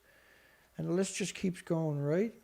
1.2 million becquerels after the Echolade test on 12th of June in Tahiti. Most populated island of French Polynesia. Major fallout occurred after test Centauro on the 17th of July. Was 340,000 becquerels a square meter. Cyrus on the 4th of October was 440,000 becquerels per square meter. And the numbers are these are incredible numbers. If you don't get sick from these numbers, then you're not from the solar system. Conversation on French nuclear tests is on track. Despite a new report in France which says there are not enough elements to establish a link between the weapons test and the illnesses. So if there's no link there, how are you going to have a conversation, right? You see what I'm saying? It's a horrific scumbag industry, is all we know. And so everybody, every human, every animal, every insect, every pet, every creature, every bacteria was poisoned with radiation and will be for millenniums because of the nuclear industry, or exterminated. Fallout from nuclear weapons tests and cancer risk. Again, it's 1,800 illnesses. It's not just cancer. Cancer is latent, typically. Not always, but typically. Exposure 50 years ago still have health implications today, will continue into the future. Well, a British test in the Christmas Islands, almost the majority of the babies born there even now, they call them jelly babies. Because they don't even resemble humans. They're completely disfigured. And they usually die within a few minutes or hours. By the early 1960s, there was no place on Earth where the signature of atmospheric nuclear testing could not be found in the soil, water, and even the polar ice. And the US and the Soviet Union, the United Kingdom, continued testing nuclear weapons in the atmosphere. All the underground tests, if you go look at the videos, they're all vented up through the ground. It cracks the earth open, see? Not only that, then rain and snow and everything gets down into these places and washes it into the tables. In fact, some of these underground caverns, they put instruments down there recently where there's still 400 degrees Fahrenheit down there. Every facet of the nuclear industry is incredibly stupid. You can't work in the industry if you actually have the full range of human attributes. You can't actually fit in. You can only fit in if you're a sadistic sociopath. You can't actually work in the industry if you have any kind of attributes of a normal human. Which is scary when you realize how many people work in the nuclear industry. A champion for nuclear justice in the Pacific, remembering Nelson and Jane. Yeah, and he fought for the people that were polluted by the Americans in the Marshall Islands, the Marshallese, and certainly all victims. I realize now that your entire career is based on our illnesses. This is a letter he had wrote to the Americans. We are far more valuable to you than you are to us, and you have never really cared about us as people, only as a group of guinea pigs for your government's bomb research efforts. For me and for other people on Rongelap in the Bikini Atolls, it is life which matters most. For you it is fact and figures, and there is no question about your technical competence. But we often wonder about your humanity. We don't need you and your technological machineries. We want our life and our health, and we want it to be free. It was a letter he wrote to Dr. Robert Conard in 1975. On this date, 1st March 1954, 67 years ago, his home over Rongelap Atolls was brutally exposed to radioactive fallout from the hydrogen bomb codenamed Bravo, conducted by the United States government on the nuclear Bikini Atoll. And the Bravo nuclear explosion was a megaton explosion. It was equal to 1,000 Hiroshima, Nagasaki-size nuclear weapons going off at the same time. It's an insidious thing to do because the radioactive fallout is the same. The nuclear bomb testing was a nuclear war. It's the same radioactive fallout. See? The same weapons, same radioactive fallout worldwide. The same destruction of the species in increments over decades. And because this was quite a few decades ago, there's incredible legacy to this insidious, monstrous, hideous, hateful, despicable, cowardly, vicious, spineless, heartless. His family had first-hand experience of the bomb. His relatives recall the day of the blast. Something very strange happened. It looked like a second sun was rising in the west, and we heard a noise like thunder, and we saw some strange clouds over the horizon. And in the afternoon, something began falling from the skies up on our island. It looked like ash from a fire. It fell on me, it fell on my wife, and it fell on our infant son. And they were only evacuated 3 days after the explosions by the Americans. However, 3 years later, in 1957, the people were returned. And the United States government had falsely, the United States nuclear industry had falsely assured them of its safety. Many years later, the Brookhaven National Laboratory expert on Ranjalap and other islands, an American named Dr. Robert Conard. And Brookhaven National Laboratories, they're built right on an aquifer that's completely polluted, a huge aquifer. Down by Boston, I believe it is it? Was made an ideal comparison population for studying the effects of radiation. Stated that the unexposed people returning with exposed to the fallout in 1957 made an ideal comparison population for studying the effects of radiation. Guinea pigs. What a hateful, despicable person that creature is. That's the typical nuclear industry, though. Soulless, spineless, heartless, vicious, hateful, evil. I gotta go and I forgot to turn on the hang on, allow embedding, because that's turned off for every video. As soon as I go live, I have to go back in and recheck that so people can embed the video. And if you forget to do it, then people can't embed it, right? You got 37 votes. Would you eat food from Japan's 14 northern prefectures, not just Fukushima? Oh, sorry. That's a poll we got tonight. Would you eat food from Japan's 14 northern prefectures, not just Fukushima? 37 votes, 86%. Surprisingly, somebody accidentally voted no. I don't know why, or yes, they would. Why the hell would you eat food from a nuclear wasteland for? Would you eat food from Japan's northern prefectures, not just Fukushima? Well, the right answer, obviously, is no. Why would you eat food from a nuclear wasteland?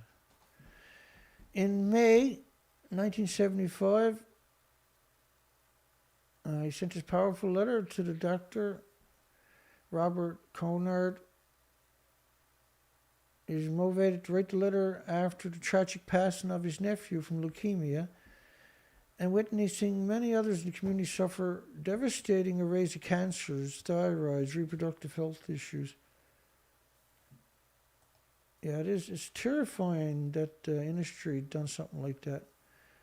These are like the Christmas Islands, the Bikini Atolls, the French Polynesians.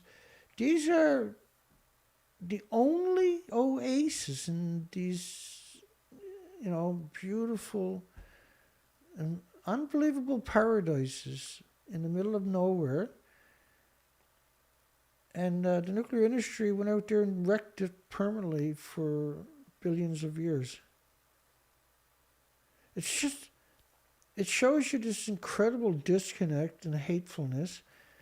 And it also drives home the point of how incredibly stupid the nuclear industry and the military industrial complexes actually are, to go destroy these beautiful, pristine environments, permanently destroy them with something so awful as radiation.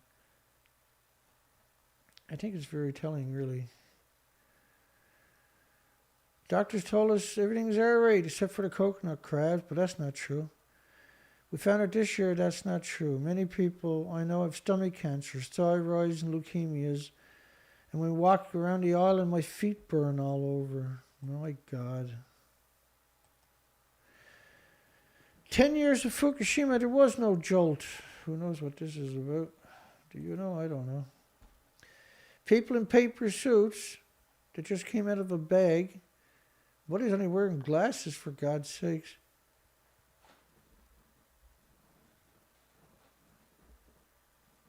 Half a year after, 6 months later, workers in protective suits shows up.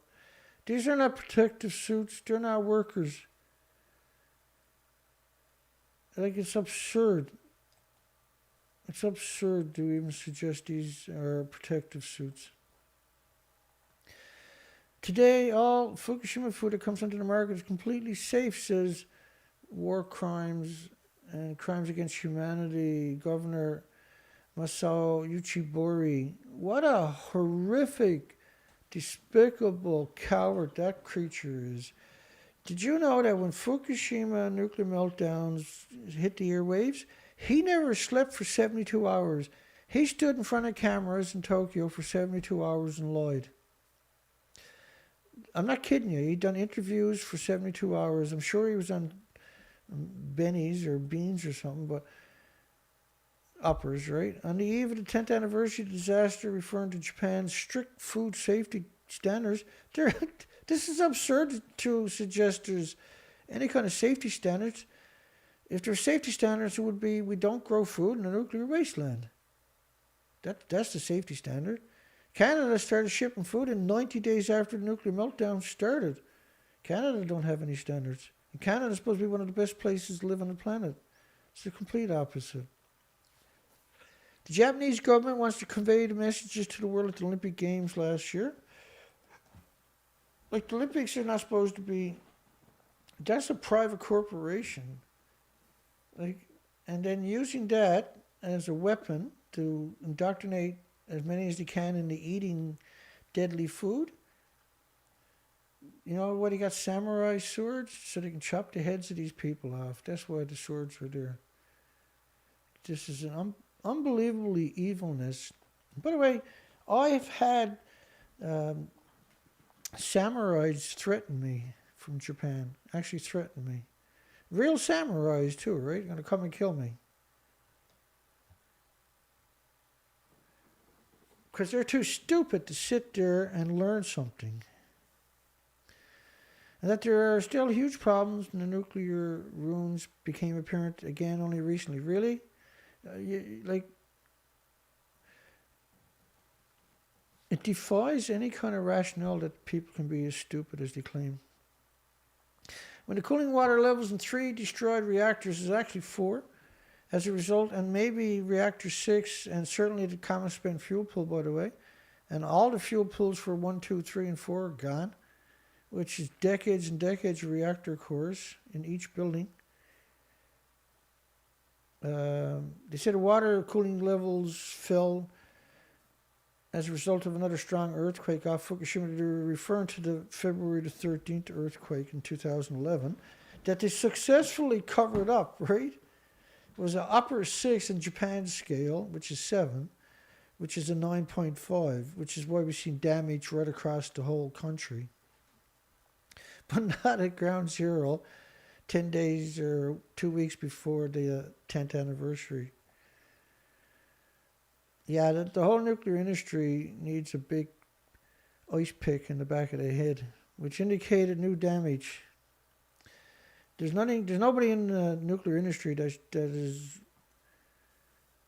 should be allowed to have children for sure.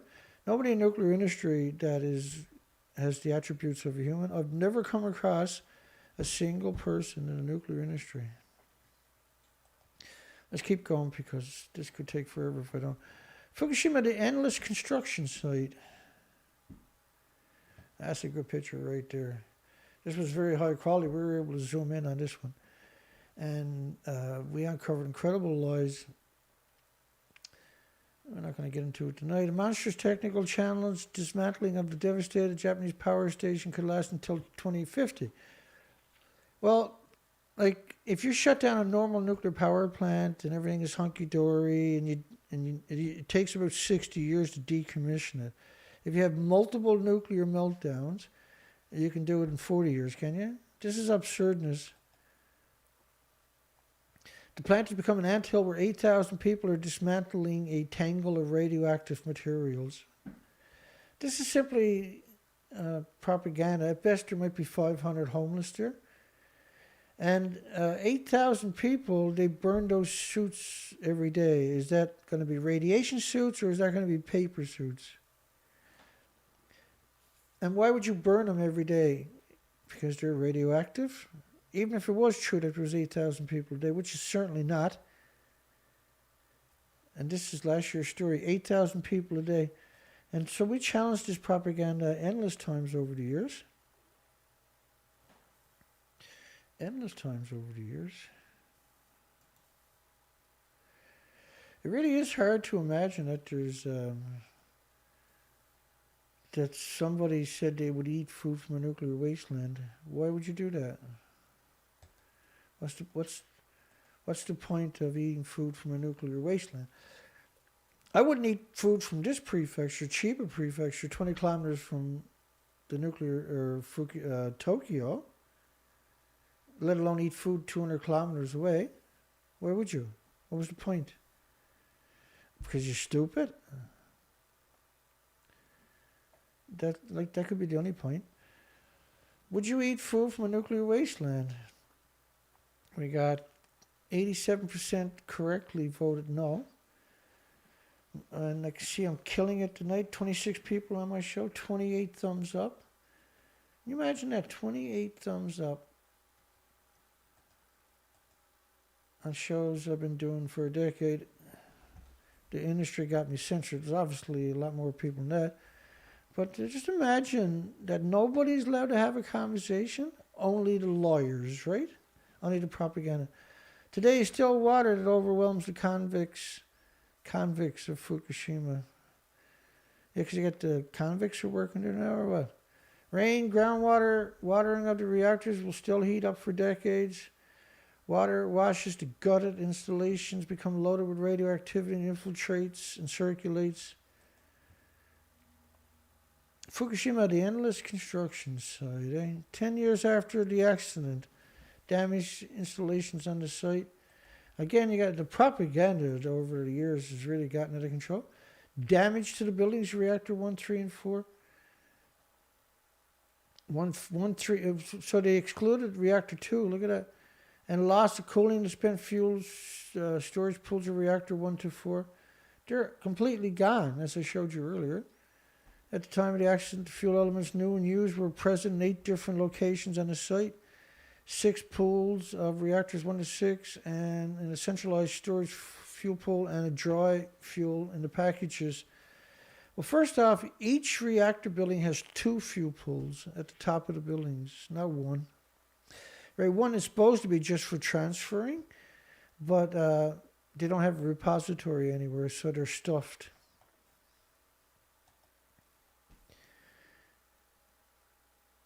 Just keep going here. If I read the rest of that, I'm just going to end up screaming.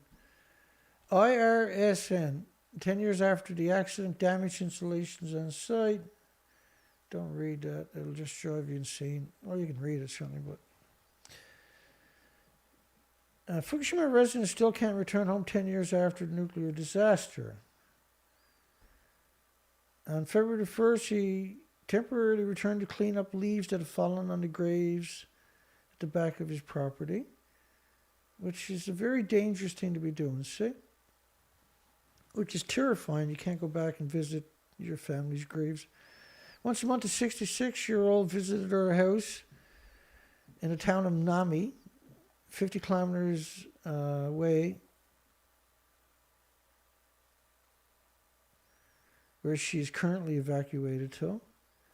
And Nami is like 10 kilometers away from nuclear meltdowns. Due to high radiation levels, the community was designated a difficulty return zone where restrictions for entering are in place and people are barred from living there. But ground zero is nice and safe, isn't it? Wild animals chewed up her stuffed turtles and bird specimens kept in her home. She continues to clean her home so she can return at any time, which is stupid. See, unfortunately, go in there and you sweep up and clean up and the dust is liberated into the environment. And then the mask you're wearing can't stop radiation. You need a very, very special mask. I don't know if there actually is a mask that can stop it. This is why they have Scotty backpacks that you normally would wear, like they do at Hanford, for instance. The government has set up specified, the nuclear industry has set up specified reconstruction, revitalization bases within difficult to return zones and is carrying out decontamination work. Well, first off, the government's not doing any of that. Second off, it's the homeless and the destitute and victims of society. There's no nuclear academics or scientists, or no nuclear companies, no nuclear students, no nuclear power plant employees are at that.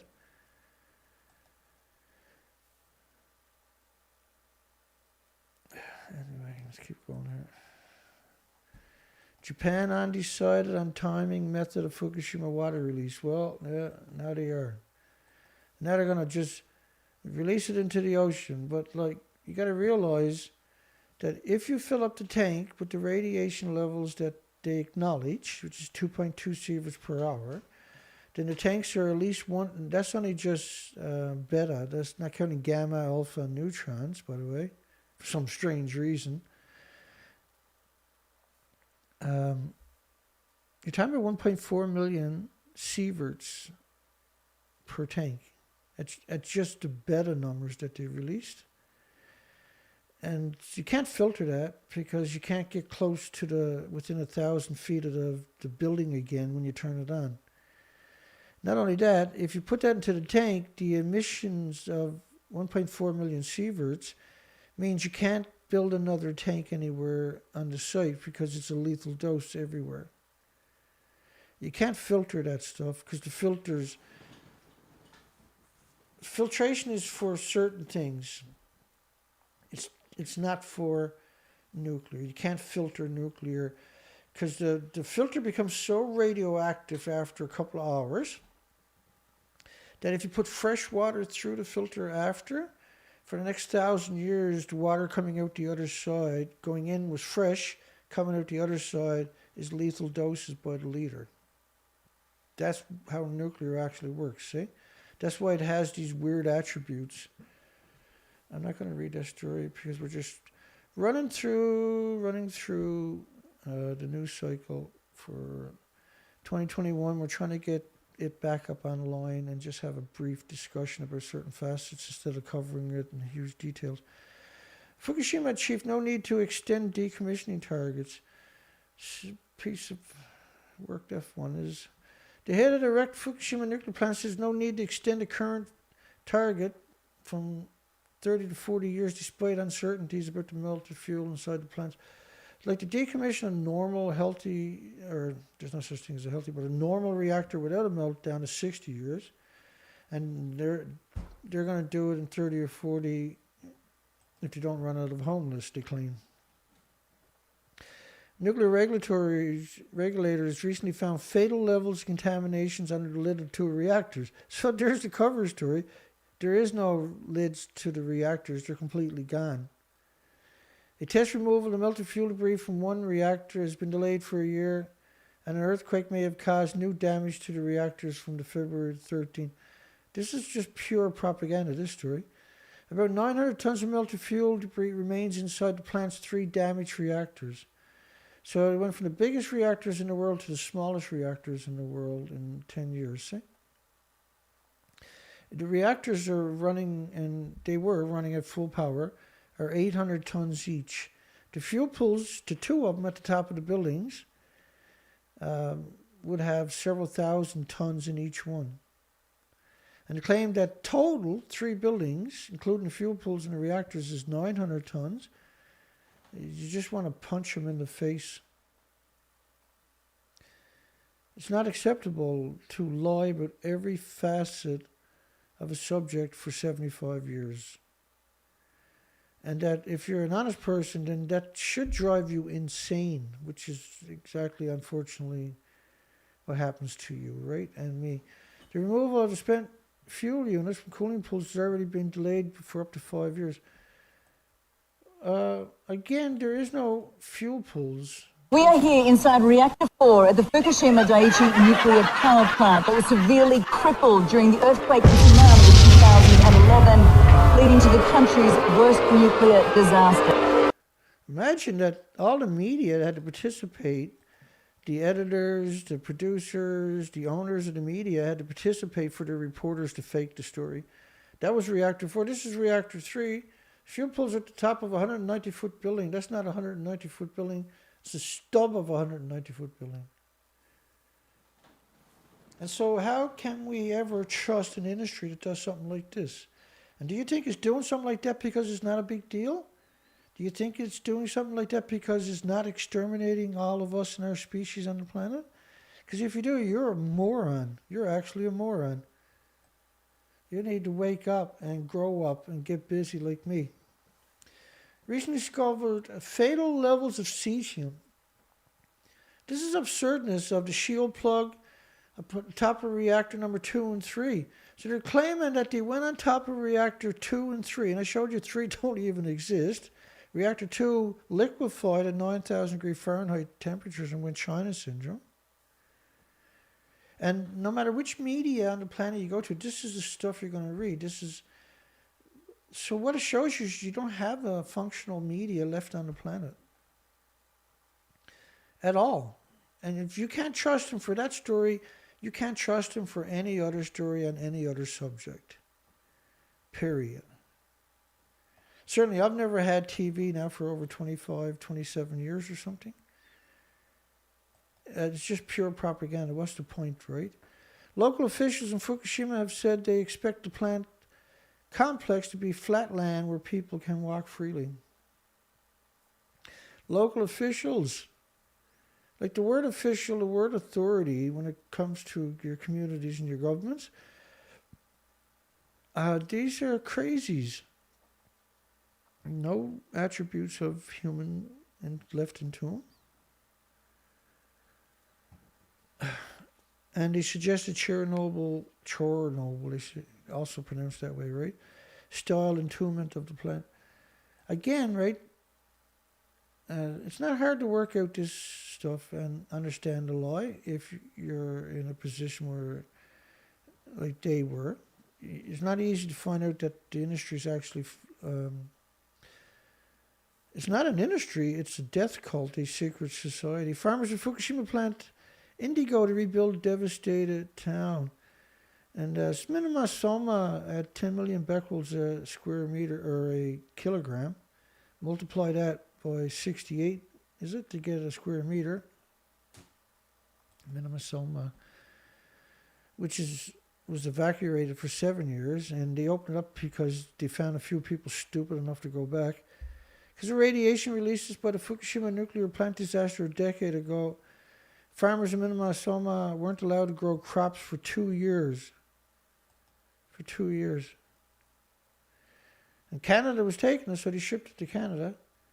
And it's absurd to make that statement, by the way. That's probably the strangest statement I've ever made, was that Canada lifted all restrictions on Fukushima and Japan's radioactive food within 90 days of it happening. Like, I still wake up in the morning just shaking my head. I wake up, actually in the morning, that's the first thing on my mind is Canada lifted the restrictions on all the lethal, deadly food in a nuclear wasteland after 90 days. It boggles the mind, literally boggles my mind even today. It's sad, it's so sad that everybody's being genocide, murdered. Farmers in nearby Minima Soma weren't allowed to grow crops for 2 years. It was abandoned for 7 years, by the way, but you're allowed to grow crops there. No, that's not evil. No, that's not evil, Dana. You're evil, Dana, for complaining, Dana. Weren't allowed to grow crops for 2 years after the restrictions were lifted. 2 idiots found an unusual way to rebuild their lives and help their destroyed community, their radioactive community. So you know you're stupid when you go back into a nuclear wasteland, you're the only ones. Like, that's not up for debate. There should be a award for the stupidest people. Unfortunately, the nuclear industry is going to gobble up all those rewards pretty darn quick. Tokyo can't delay water discharge from Fukushima plant anymore because it's hard to keep telling the same lie. And you got new people coming in all the time, and you got to get them to tell the same lies. You can't do it, see? And so they got to get rid of the tank. And so what they're allegedly going to do is drill a hole out into the ocean and just dump it out there constantly. They want allowed independent testings of the tanks, by the way, and that if you actually fill the tanks up with the numbers they're talking about, you couldn't build another tank. Not only that, 51 of these tanks shifted in a earthquake February the 13th of last year. If you fill these tanks up, they're not going to shift. And how can you shift tanks but not shift the fragile reactors and start a recriticality and an ongoing another chain reaction, which will carry radioactive fallout right around the entire plant? That model is based on 19 days of Fukushima. Lie and lie and lie, murder, genocide, kill all the species, omnicides, and then pretend that you're a hero. Environmental Committee cancels Fukushima commemoration. This is where Dr. Geraldine Thomas from the United Kingdom, a horrific propaganda machine. These people were going to invite her to Germany, right, to do a speech, anti-nuclear speech. Professor Jerry Thomas. And then they canceled her. And so all the nuclear goblins came after these people. She claimed nobody ever got hurt anywhere on the planet in the entire history of nuclear. In this respect, the colleague Thomas can be happy if she's not burned as a witch, which is what she should be. She should be burned as a witch. Well, she is a witch. She's unequivocally a witch, and there the witch is right there. Help the public understand radiation, and she's with the World Nuclear Association right there giving a speech of how harmless radiation is. Honest to goodness, man. Imperial College of London. Here's one of her stories. We got to stop these sorts of reports coming out about radiation because they really upset the Japanese population. So the media has a hell of a lot of responsibilities because the worst post-Chernobyl effects were the psychological consequences. And this shouldn't happen again. That's the words of evil right there. 10 years after Fukushima, the danger remains. There is still an area in Fukushima the size of Munich that has been designated as a restricted area. These people, that's what you want to call them, these creatures, are watching them bury. Now look how deep that hole is. That's supposed to be a repository. Now if that's a repository, you don't build a hole in the ground and then cover it over after. Where they're bringing all the radioactive soil, cutting the bags open. See the soil there? It's not in bags because they're cutting the bags open. This is madness, boy. They picked up 60 million one-ton bags that we know about. This is madness.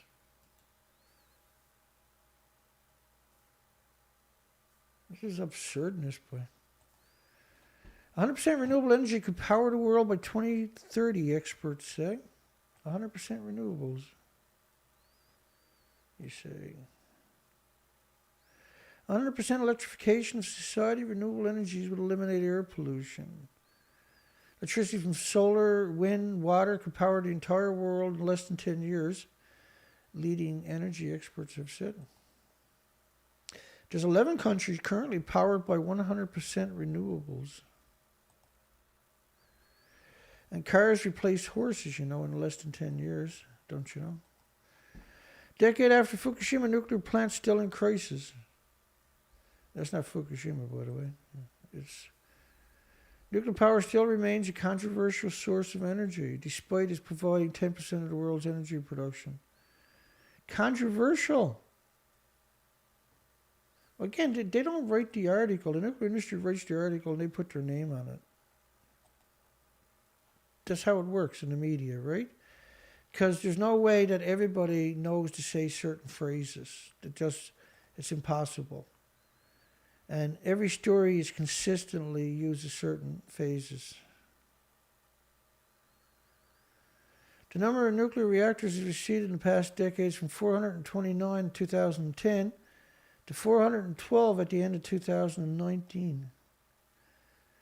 But energy generation has increased from 365 gigawatts in 2010 to 367 in 2020. So what they're doing is they got older, decrepit reactors. They're actually running them hotter so they can maintain a percentage so the stock market doesn't flatline, right? But what that means is that these older reactors are very brittle. They're at very high pressures at 1,000 to 2,200 psi. And this brittleness, if you have an earthquake or an event, it cracks at 1,000 psi. That crack is not just going to stop right there. And then you have a containment breach. Fukushima, 85% of the area is still contaminated. 85%. Well, it's not just Fukushima. It's half of Japan. These are all places where 55 countries banned the food from, 14 prefectures. So saying 85% of the area, by the way, is still contaminated is also correct. And that the levels of radiation in the city of Idiot and Nami in the prefectures of Fukushima, the result of the first investigation showed that decontamination efforts were limited. And 85% of the special decontamination area is still contaminated. And a decade after, Fukushima, Japan's nuclear industry is stagnant. Most of the reactors that got open are burning mixed oxide fuel. If you understood the significance of that, you'd probably be angry like me. And feature actor Ken Wanabe's encounter with 311 victims, a lifetime's work. Well, actor Ken Wanabe played the part of Fukushima 50s, right, movie. 100% propaganda, where he threw the entire country of Japan under the bus, the 8 million species on the planet under the bus, and the rest of the planet under the bus. And he's worked vigilantly to maintain that facade. It's disgusting. It's incredibly disgusting what he done. 10 years after Fukushima, nuclear power is still dying in Japan. And look at this picture here where they're pretending the building behind them, which is just a empty structure with panels on it. And then they shoot the picture up in the air. So somebody got down on their back and shot the picture up. It's absurd, eh? Does that look like a 190-foot building behind them? This was last year's story. This one, instead of 8,000, this one says 5,000 people work daily on the site of Fukushima plant, whose reactors are damaged, but which are actually destroyed. You know, destroyed, like to the left, destroyed. That's reactor 3, for instance. The hardest part remains to be done, extract 900 tons of molten fuel. Again, you see this consistency around the world where they regurgitate the exact same narratives. That's impossible, right? That's coordinated. Is the only way that can happen. And we've been doing this for years and years and years. Disaster gives badminton star a perspective in Olympic quest. You're a star because you play badminton. This is absurdness. We've lost the planet to morons. He returned to Japan a few days later, but not to Fukushima, and he spent time at his parents' house. And then they moved their base in a mountainous part of central Fukushima. Now, they can't decontaminate the mountains because they're too hard to do, right? Every time it rains, the rain washes a lot of radiation down to the base of the mountain where they're to. The definition of stupid. Fukushima nuclear disaster 10 years on. And whenever you see these kinds of pictures, try to wrap your mind around what you're looking at. So they're standing on 4 feet by 16-foot sheets of steel by the looks of it. Now the reason they're doing that is they're trying to shield them from doses underneath them. The tanks are actually empty because if you fill up the tanks, you can't stand up there. That's a lethal dose. The tanks would have to be several feet thick to shield them. Well, actually, they got to be over 4 feet thick of steel to shield them from 1.4 million sieverts in the tanks. And you couldn't build another tank there if you actually filled it up with radiation. But this is the cover story, so that you don't believe they killed the Pacific Ocean down the road, see? And when I see pictures like this, it enrages me. Right? Everybody there with a yellow vest on. And a hard hat and a face mask. Most likely this is Photoshop because that's reactor Medusa behind in reactor 3. And they love killing the kids, I noticed. Japan hates children, eh? Such a beautiful culture for idiots, isn't it? Ex-Prime Minister Suga, world's most useful idiot. And Pokemon Go, the world's worst company for toys.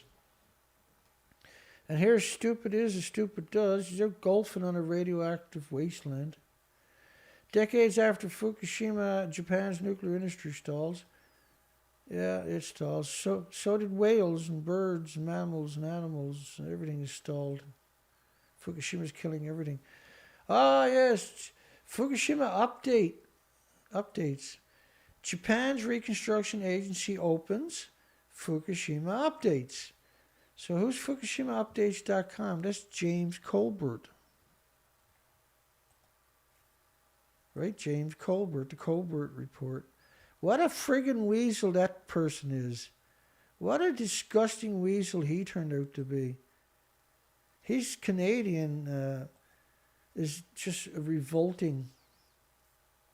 So Fukushima Updates, James Colbert Report. FukushimaUpdate.com.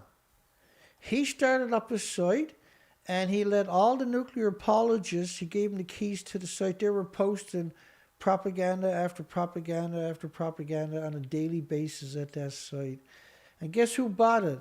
The Japanese Reconstruction Agency bought the FukushimaUpdate.com. Now, where was it registered? This was registered in Spain. That's actually Spanish. You see the top of the page? Fukushima Update at the very top of the page there, .com. This is registered. Fukushima Update is James Colbert. He sold it to the genocidal industry in Japan. See, because their translation was Portuguese and English. I translated it. FukushimaUpdate.com, Colbert Report. What a horrific, despicable, monstrous thing that he done to us, isn't it? Oh yeah, look who he's got in there. He's got Arnie Gunnarsson. Who else has he got there? Oh, Helen Caldecott. Arnie Gunnarsson. These are incredible propaganda machines, those two, right? Arnie Gunnarsson should be arrested, convicted, and they should bring back public executions for that person and Helen Caldecott for what she done. I've covered them just hundreds of times over the years. These are prolific nuclear insiders. These are just horrific what they got done to the truth.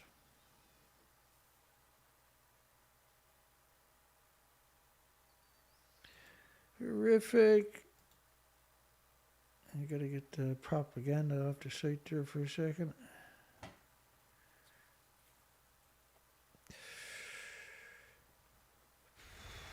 Yeah, I won't eat Atlantic seafood either, Jeff. The Reconstruction Agency, a government agency overseeing work on the recovery from nuclear meltdowns, opened a portal site titled Fukushima Updates. And James Colbert's site is closed. The URL, the Fukushima Updates, Fukushima Updates Reconstruction is the link they wanted you to go to. Fukushima Updates, that was the site, which is James Colbert. So people who like James Colbert and we're looking at Fukushima will end up at this site and not even know this is the nuclear industries site, which is James Colbert, right? And Ryan Dawson, both of them, used to come out and mock anybody worried about Fukushima. The ultimate in evil is to do what they're doing. IAEA International Peer Review Mission and made a long-term roadmap towards decommissioning. First off, the IAEA has never set foot at Fukushima. From nuclear to hydrogen, how the town closest to Fukushima rose from disaster with a vision. The town closest, which is Akuma, or Fudabar, right? One on each side of it. You had everybody in their paper suits. They burned those suits at the end of the day, right? Nami, 15-meter wave crash ashore, engulfing all 600 homes. And they say hydrogen is a clean fuel that can be easily stored. Actually, hydrogen is really hard to store.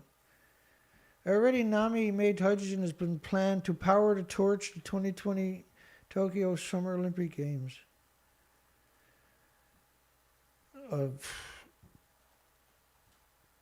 Olympics are lunatics, what they done.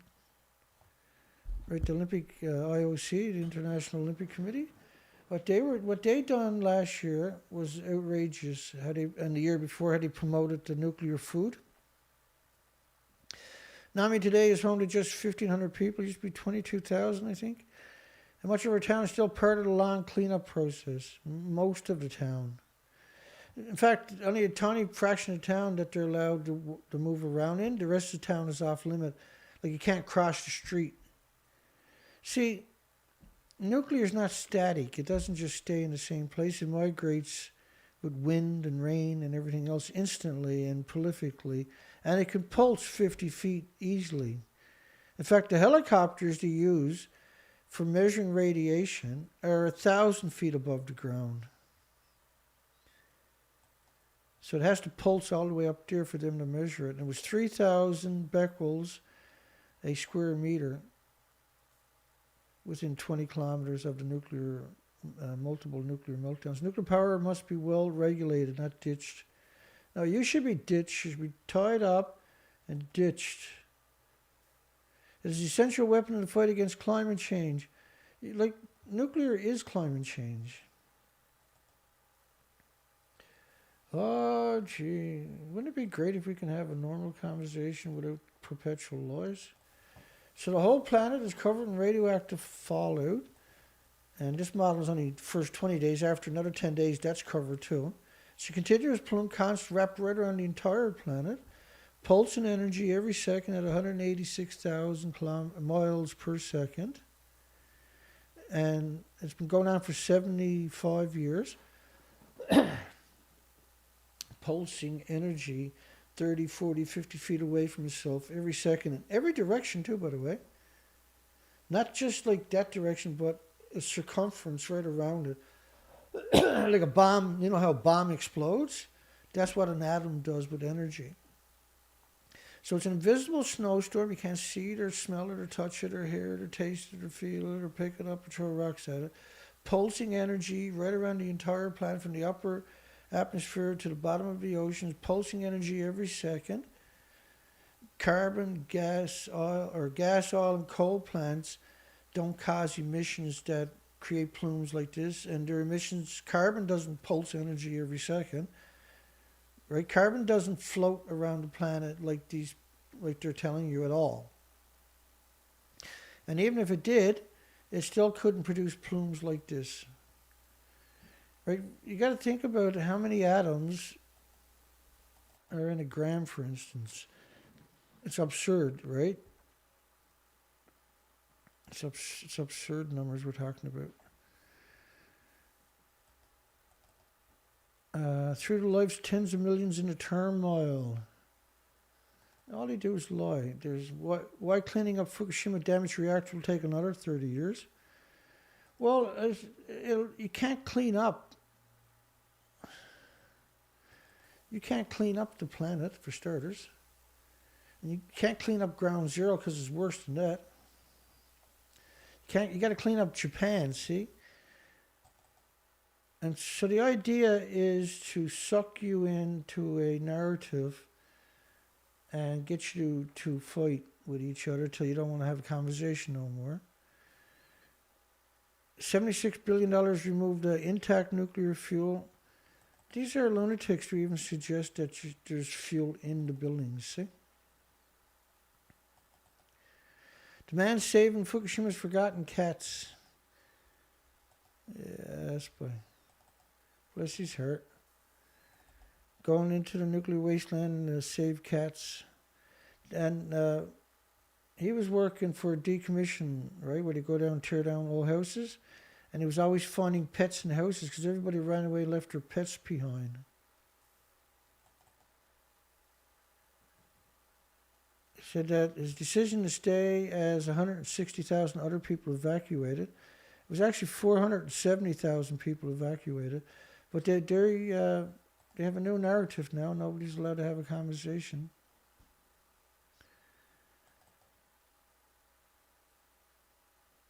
And the roof tiles keep the rain out were dislodged by a powerful earthquake last month. So the earthquake was so powerful, right? It destroyed all kinds of places across Japan in 2021 on February the 13th.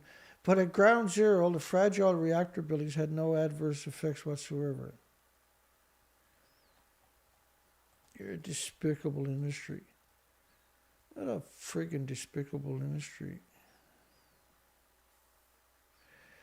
And Chet Austin says he accidentally hit the yes button. Well, 10 push-ups, Chick, and we'll forgive you. Let's go. Double time. Chop, chop. It's okay, man. We don't care. I'm just funning you. I didn't mean any tag.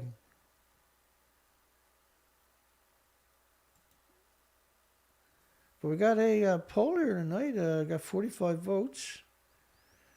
And it's easy to make that mistake and accidentally hit the yes, because a lot of things the answer is yes, right? Tonight you got to read it and it's actually no, but that's okay. So 87% of the people that voted said they wouldn't eat jack shit from Fukushima prefectures, the 14 prefectures, which is the right answer, by the way.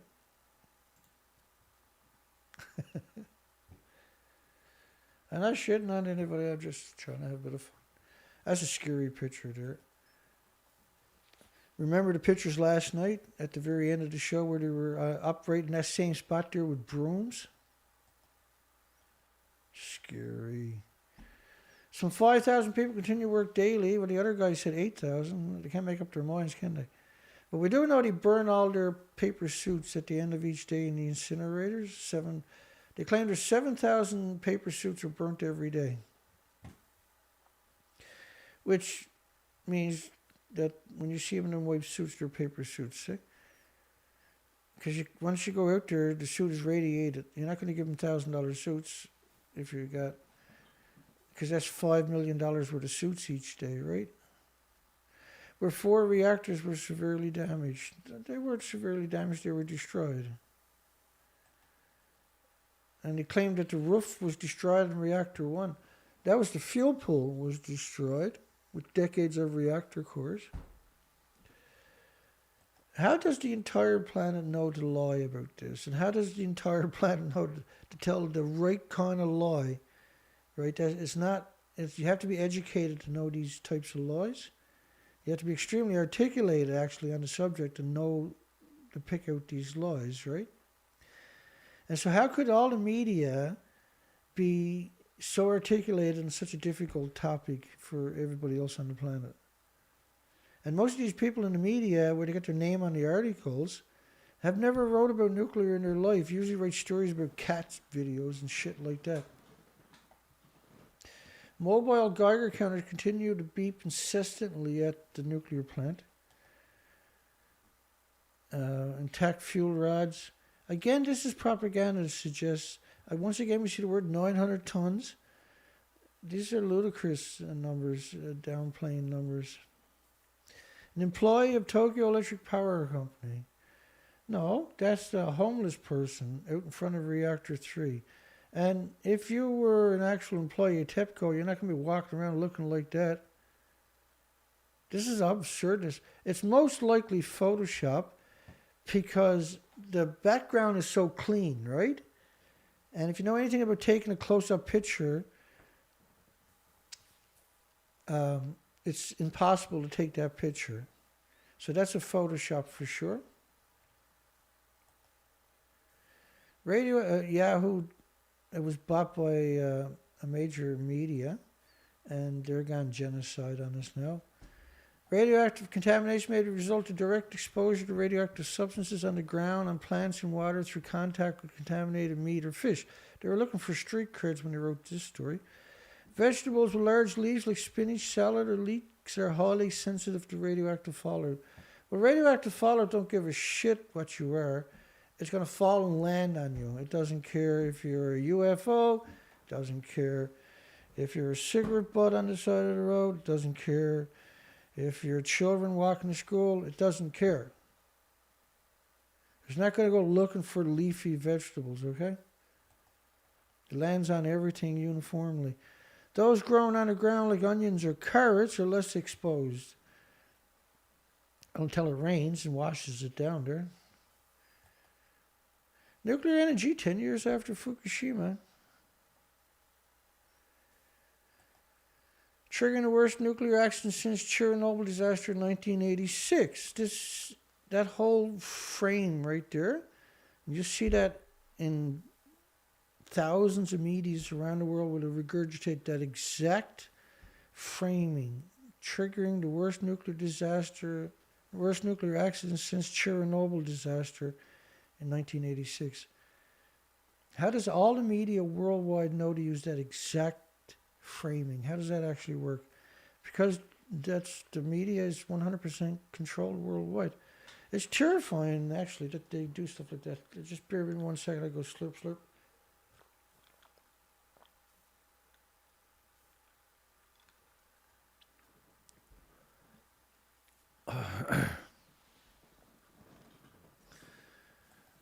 A decade after disaster, serious questions linger even as the climate crisis grows nearer. Many academics have cast nuclear power as an inevitable choice if the plan is to limit global warming. Many academics. They should have their degrees taken away from them, first off. They're not academics. They're deceptive and deceitful and dishonest and disingenuous creatures from a death cult. Intergovernmental Panel on Climate Change, which is United Nations. Special report on global warming acknowledged possible role for nuclear energy in limiting global temperatures. No, it didn't. The actual report, and the nuclear industry advocates, quote, erroneous summary of the report. It said nuclear power is not a technical necessity, but a matter of choice. The physician has studied the Fukushima disaster for a decade and found a surprising health threat. A global health scholar at King's College London. A controversial conclusion. The evacuation had a far bigger impact on health than radiation.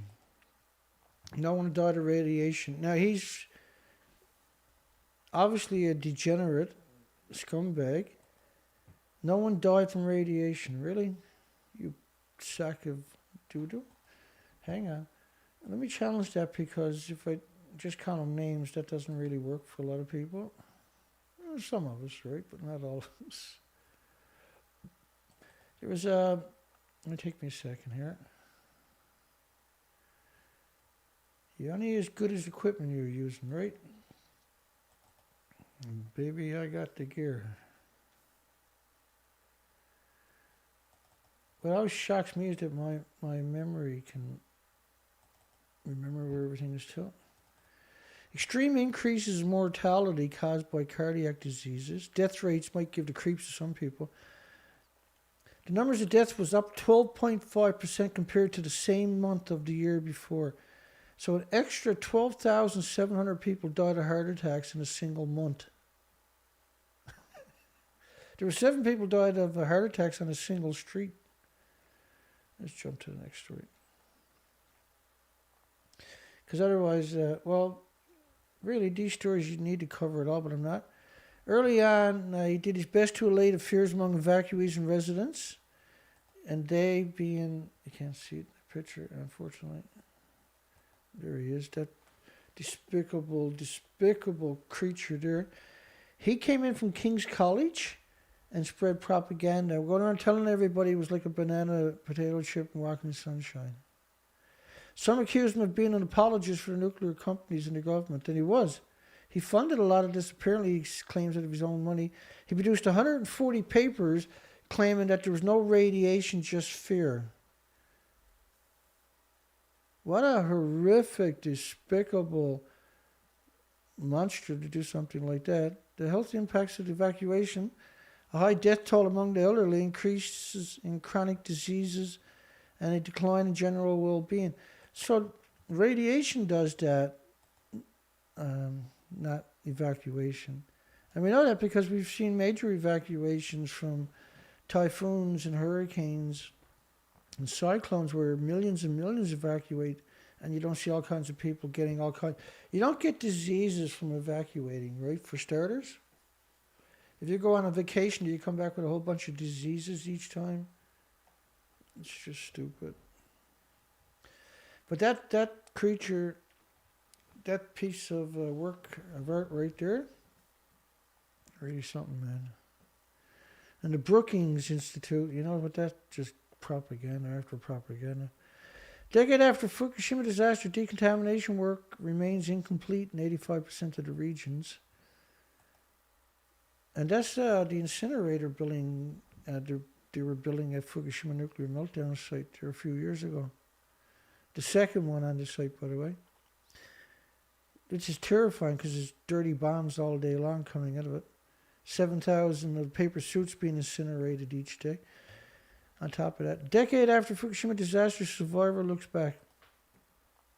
What you are seeing, though, in these types of presentations is terrifying, really, is you're seeing this consistent propaganda from all the media, from everywhere on the planet, from every source on the planet, is 100% pro-nuclear. And they're all very clever with their propaganda. And there's a consistency with the propaganda on top of that, right? And it all has it basically all coming from the World Nuclear Association, of writing the articles, majority of it, and major other nuclear institutions and think tanks, like Environmental Progress has a hand in a lot of these stories.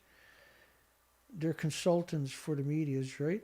A decade after the quake and tsunami, they returned to the town some 10 kilometers from a now shuttered, it's not shuttered, it's a nuclear wasteland, and serves as a community spokesperson.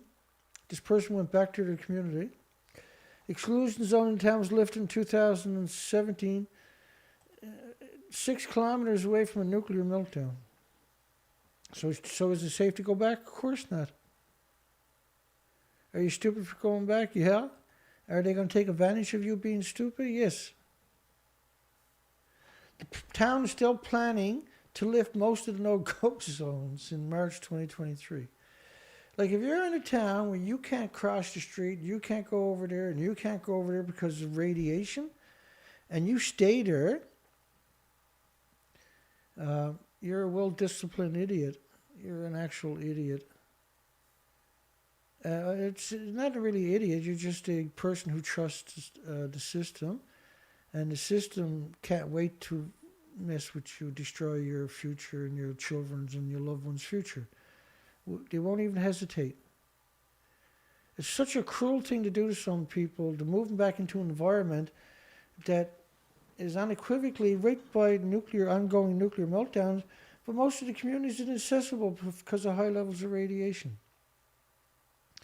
There's nowhere in town that's safe in an environment like that. I beg in this planet to come to a senses, you know, and that doesn't work, unfortunately. Lawsuit filed over Fukushima radiation exposure. This is one group of people that weren't evacuated until a month after they should have been. And a group of residents from a village in Fukushima Prefecture filed a lawsuit seeking compensation. The exposure was caused by the government's botched initial response to the nuclear accident. It wasn't botched, this was all premeditated. And the plaintiffs are from a Lydia village, most of which is more than 30 kilometers from the plant, And residents were initially told they did not need to evacuate, and a month later the village was designated an evacuation zone, prompting all residents to leave. So they stayed there during the worst of the worst when they were originally melting down, when they 30 kilometers away when they should have been gone. And so that should be a hands down, but it's not, right? 1 month later, the village was designated evacuation zone. When it comes to nuclear, you only got minutes, not hours, but minutes to get out of harm's way. To leave it there for an extra month, let you breathe it and drink it and be exposed to it constantly. And we're talking huge numbers. Everybody in the nuclear industry should be. There should be concentration camps where we re-educate these people and then put them in jail for the rest of their lives after that so we don't have to worry about them again. 30 kilometers from the plant. It's absurd. The government failed to inform of the rising radiation levels in the early stages, deprived them of a chance to evacuate, and left them exposed, which is 100% accurate. We're going to flash through the rest of it. 10 years on, and we got a lot of it left yet, but we're getting there. 10 years on from Fukushima, a tsunami that caused devastation to the region. It left ships stranded hundreds of miles inland, which it didn't, right? Tens of miles inland, but not hundreds of miles. I don't know that anybody hundreds of miles inland. But you imagine post-traumatic stress disorders for those kids, those people. Caused a meltdown at the Fukushima Daiichi nuclear power plant, irradiating large parts of the prefectures, many of which are still uninhabitable. Yeah, it was really hell on earth. There's no doubts about that. Nobody's doubting that.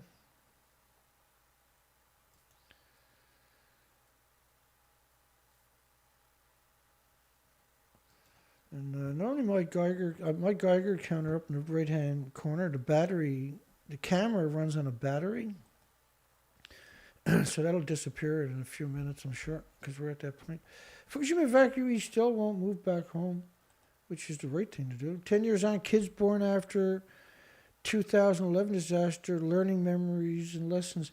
What they're talking about is how to indoctrinate the children that were born after. So indoctrinate them because they don't know what originally happened. They're growing up.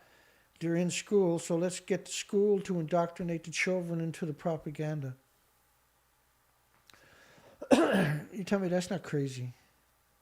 You tell me that's not evil? Then you're not paying attention.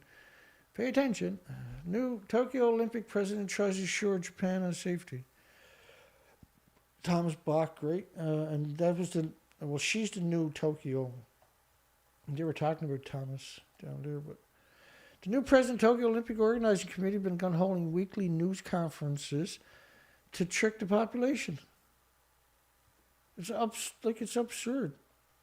IOC chief, which is the International Olympic Committees, is a corporation. They're not a government entity, even though they're treated that way, but they're not. And they're a nasty organization. They're a horrific organization. And Japan spent $30 billion to host a game for an organization that takes all the profit when they leave 2 weeks later. Oh, by the way, they do leave $1 billion worth of security apparatus with the country's police where they had the games, and that stays in the country. Repressive, totalitarian equipment meant to repress the country forever. International Olympic Committee president, he was allegedly claiming that he would make sure the Olympic Committee didn't eat radioactive food. That's an absurd statement, see? You got to be absurdly evil to make that kind of statement, and he has no issues filling that one. And so he's a despicable coward, a disgusting coward. Congenital heart disease operations rose 14% after Fukushima nuclear accident. Well, that's 14.2% per 100,000 live births across the entire country needs open heart surgery. That's 14,200 children, when they're born, need open heart surgery for every 100,000 born.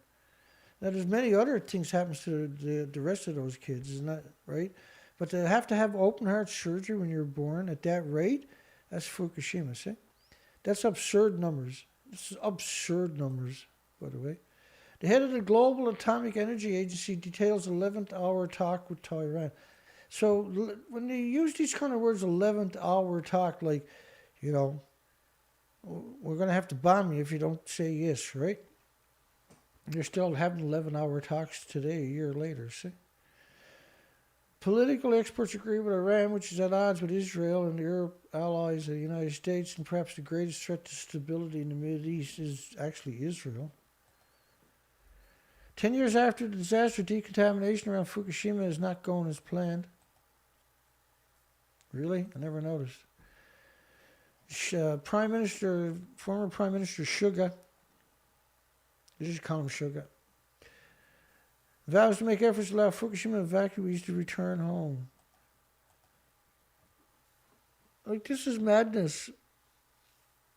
One of the last things he does in office is make sure he kills as many people as possible. Triggered the country's worst nuclear accident at Tokyo Electric Power Company's Fukushima prefectures and nuclear. And that's another statement you see a lot of, right? And Geiger counter funny. The camera that was on the Geiger counter, the battery finally went flat, which is pretty good, really. That's actually I turned it on 2 minutes before it went live. So just checking to see what I get out of the batteries.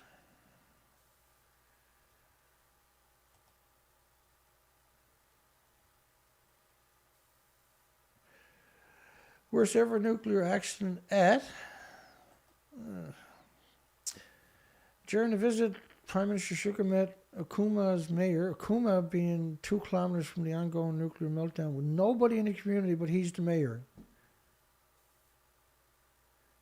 John Yoshida, at a commercial facility that will open soon in town. I can guarantee you Prime Minister Suga never went to Okuma, which hosts a disaster-crippled nuclear plant. I guarantee you he never went there.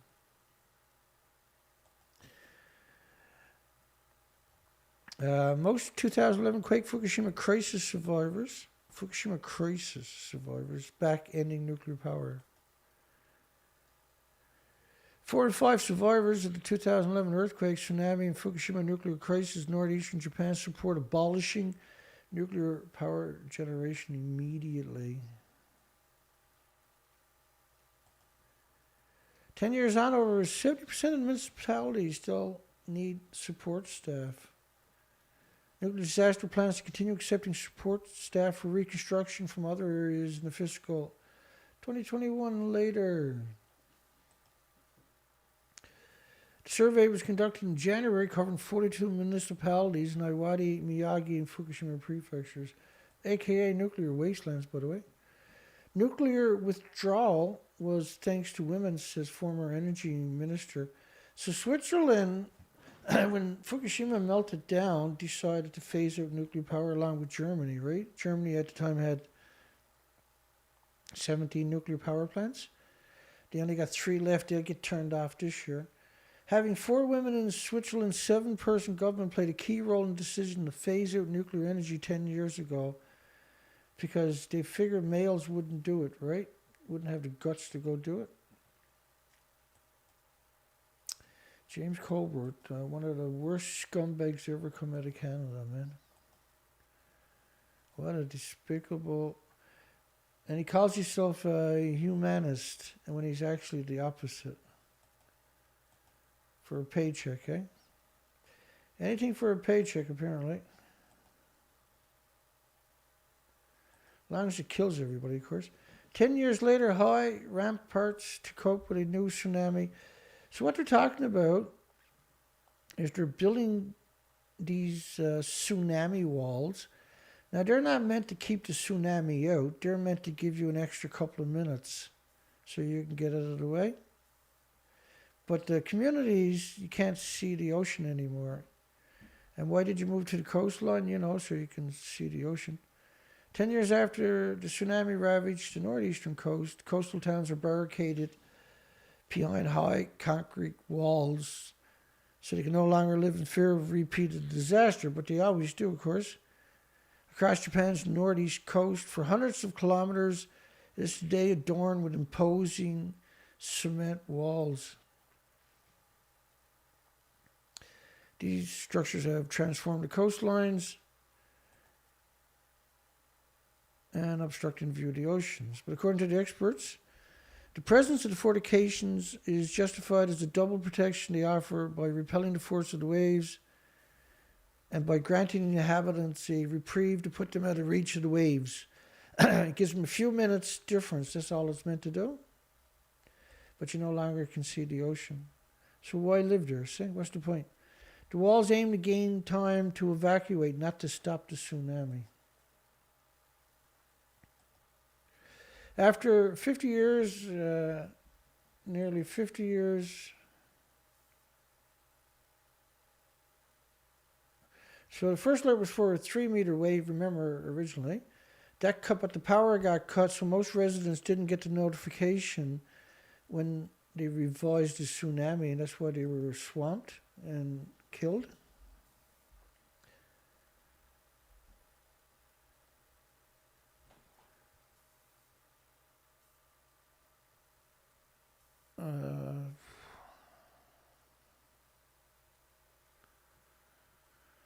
Keep it rolling here. We get through it, eh? Yeah, nearly 50 years after we shut down, our army releases plans to get rid of Alaska's first and only nuclear power plant.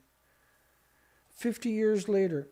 So 50 years later, now you can have a public, they want you to publicly come in and hear your input, which they don't, right? Fort Greedy.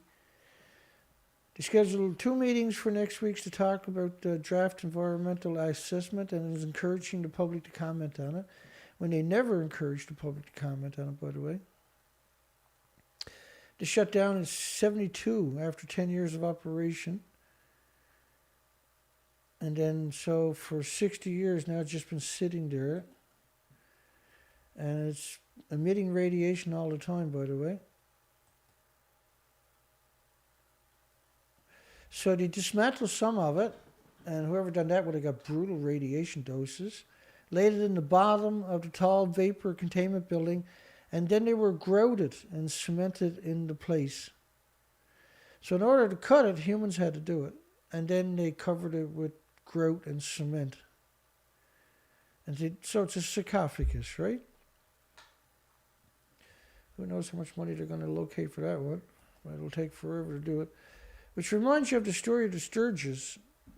So the Sturges prepared for the remaining metal for recycling. Now you're talking about, they got 1 million pounds of lead there that is radioactive for starters. But they expect 5,800 tons of steel,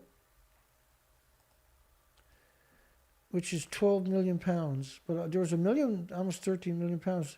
There's almost 1 million pounds just of lead around the reactors themselves, so the people on the barge wouldn't get, well, they're still going to get dosed, but it won't be as bad, right? And then the Taipei Times, my God, they're so evil. They're incredibly evil people. Government should appeal to rational debate rather than instigating hatreds for opponents and lead the nation towards a better democracy without the counterproductive antagonisms. So they had, in 2018, they had polls. Should Taiwan import food from a nuclear wasteland? Because pro-nuclear community actually went on hunger strikes to get it on the ballots. But Taiwan Times, they hate the Taiwanese people. They're a death cult, whoever this group is. Prime Minister Sugar unspecified about Fukushima radioactive water disposal. Well, they made up their mind now. They're going to allegedly dump it into the ocean. And if you go back through my playlist, you'll see videos about the tanks where I've done entire presentations with documentations on the tanks. The tanks are empty. The tanks were built to trick you into thinking that they weren't killing the Pacific Ocean. And I provide the documentations for those assertions in the presentations that I've already done. And I'm sure we'll do more in the future. The government is considering releasing and then when you call it tritium-containing water, you can't decontaminate 2.2 sieverts per liter of just beta. You can't you can't filter that. It doesn't work that way, see? You can try filtering it, but the water coming out the other side now is going to be 10 or 15 sieverts per liter instead of 2.2 sieverts. Because the filters do that, right? That's how the filter, that's how radiation actually works. New reactor fuel mission floated for Savannah Riverside. Savannah is just, my God, man. Murderers, just pure murderers. The creepy lunatic Department of Energy is eyeing the Savannah Riverside as a potential location for reactor fuel, mixed oxide fuel, that would prop up hundreds of jobs. Well, you get hundreds of jobs at anything you do, let alone stuff like this, while consuming metric tons of plutonium. So they're talking about mixed oxide fuel, which is actually illegal in the United States to produce. But there is one site where they produce it, but they're not allowed to take it off the site, which asks the question, why are they producing it? While consuming metric tons of plutonium, a hazardous material that has years been a source of irk in South Carolina. A hazardous metal. No, this is lethal doses on the atomic scale, an atom. Support of the research reactor, often referred to as the VTR, arguable bolster testing of advanced fuels and materials and boost the nation's energy portfolio, all while remaining safe. None of these are true, obviously, because there is a legacy to this industry and a history and a current history on top of that that shows that this is absolutely evilness to suggest that everything is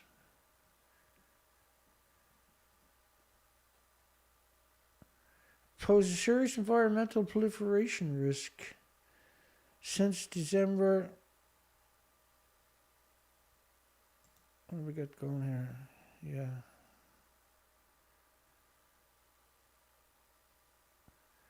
Yeah, there's a lot of propaganda machines out there.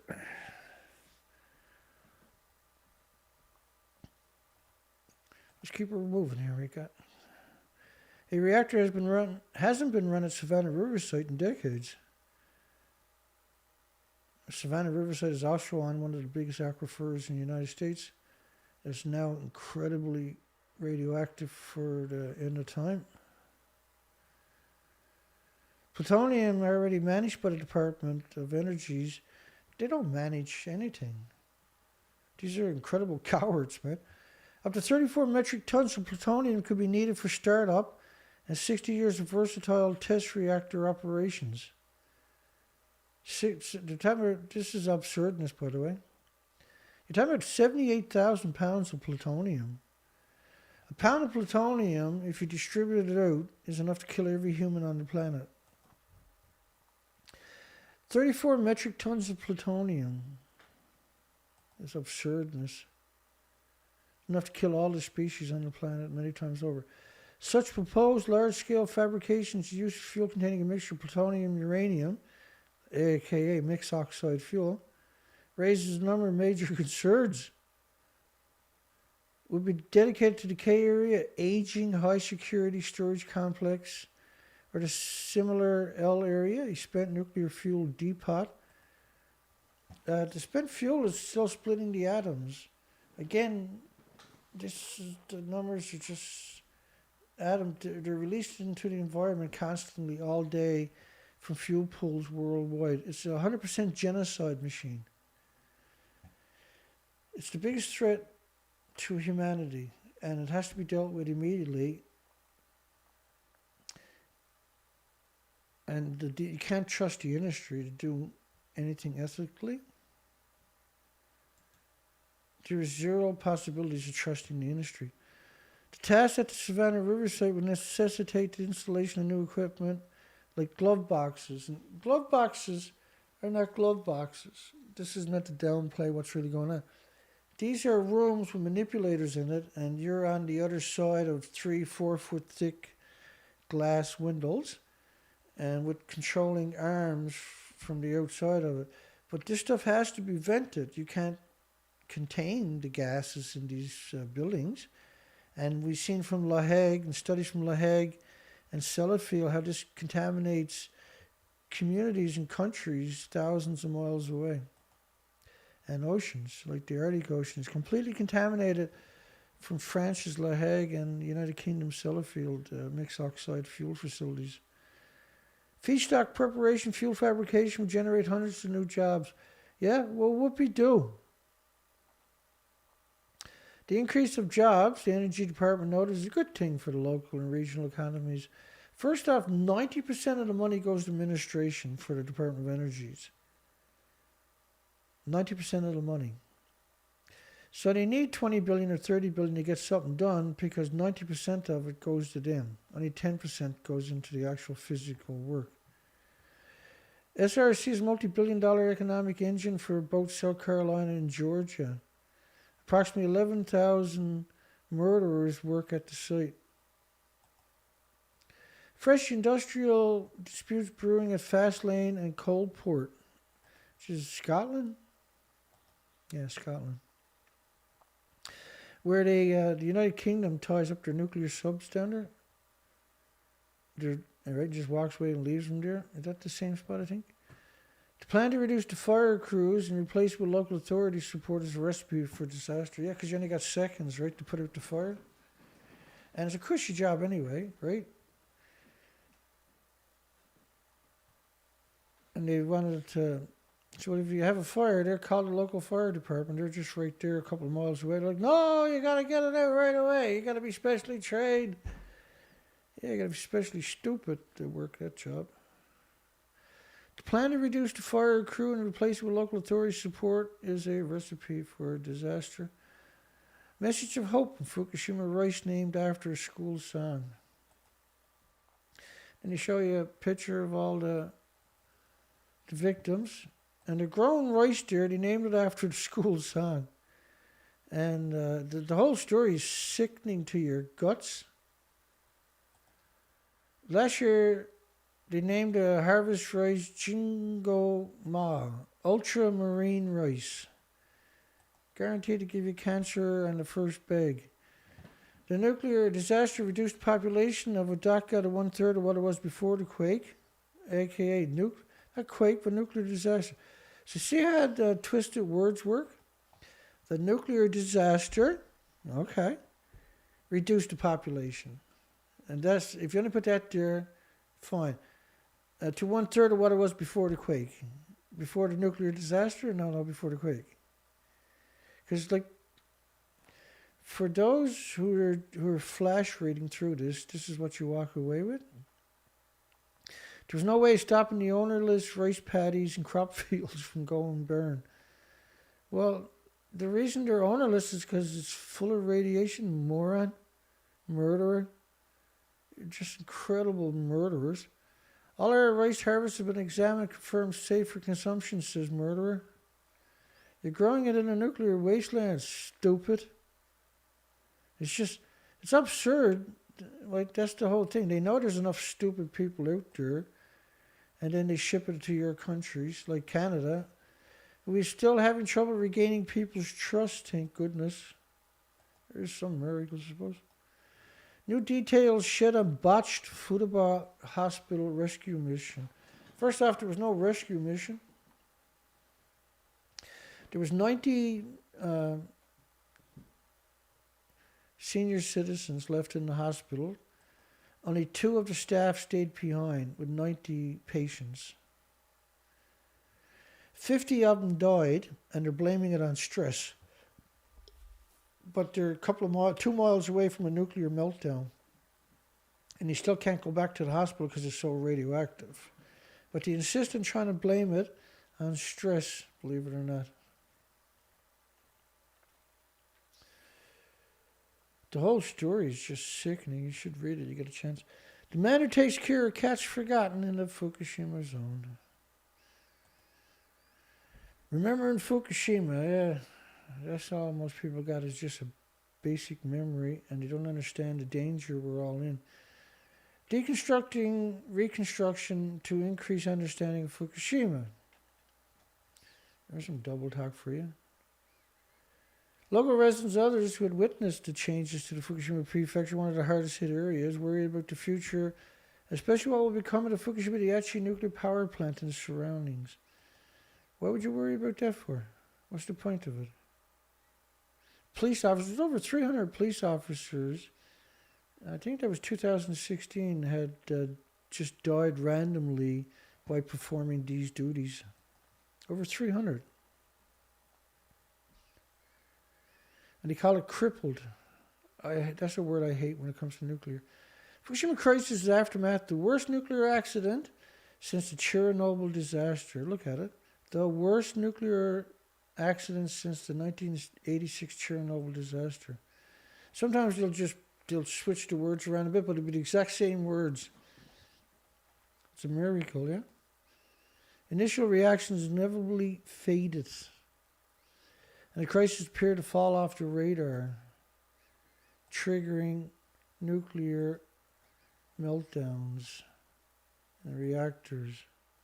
Meltdowns in 3 of its nuclear reactors. Because you won't see that sentence anywhere on the internet. You got to put all the words together.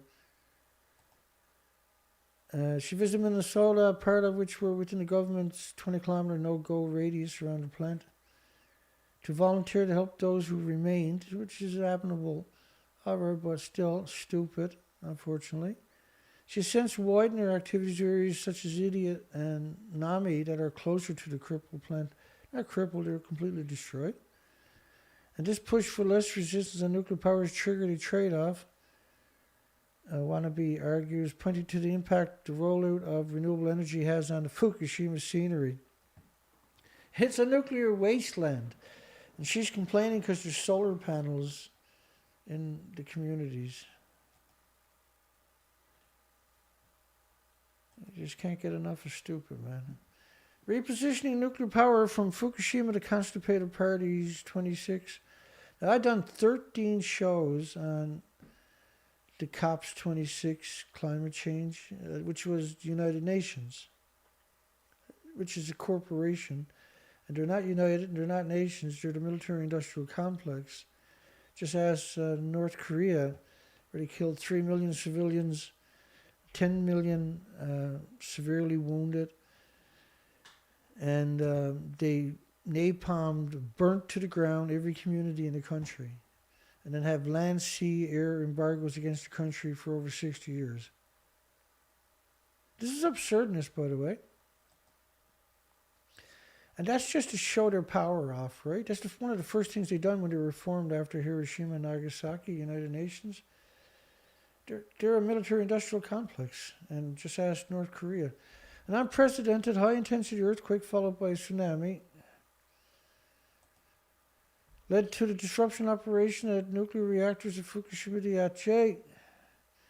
And Germany, Switzerland, Belgium, Taiwan, South Korea announced a gradual phase-out of nuclear energy. And currently there are 440 operational reactors in 31 countries, which is not, it's actually 412. UK, which will be hosting the next UN Climate Change Conference, which was last year. We covered that for 13 shows. Because it started on Halloween, ended 13 days later. How convenient, eh? Has identified nuclear power as one of the constituents of its plans to achieve a 4-fold increase in clean electricity generation to meet its target of net zero. Nuclear, it doesn't mitigate climate change. It's not carbon free, and it's not net zero. Like when you hit net zero, where does it come from? Oh, I shouldn't have probably done that, I suppose. But here's the father of global warming. Oh, and here's the father of... Oh, hang on, let's do this again. That's the father of global warming. Oh, yeah. This is the father of net zero.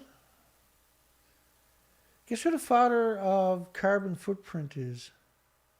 You'll like this. And how do you get your footprint smaller?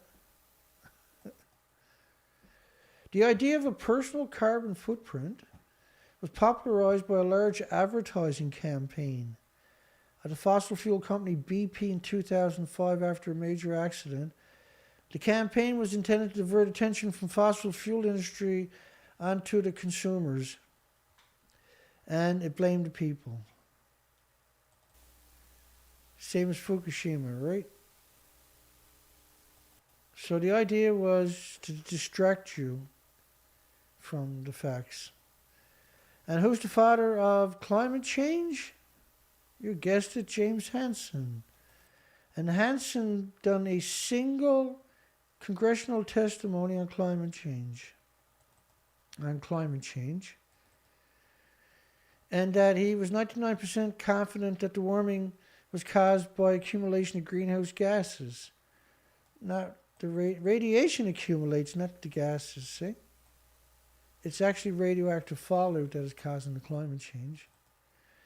And his testimony was pivotal, think about that, turning point in the history of global climate change. Not only that, it marked the official beginning of the global climate change policy debate. And remember some of the advertisement they were running on TV in the United Kingdom about they were literally savages. Right, kids, just before you go, there's a brilliant idea in the air that I'd like to run by you. Now, it's called 10-10. The idea is everyone starts cutting their carbon emissions by 10%, thus keeping the planet safe for everyone, eventually. Sorry, it'll pick up in a second.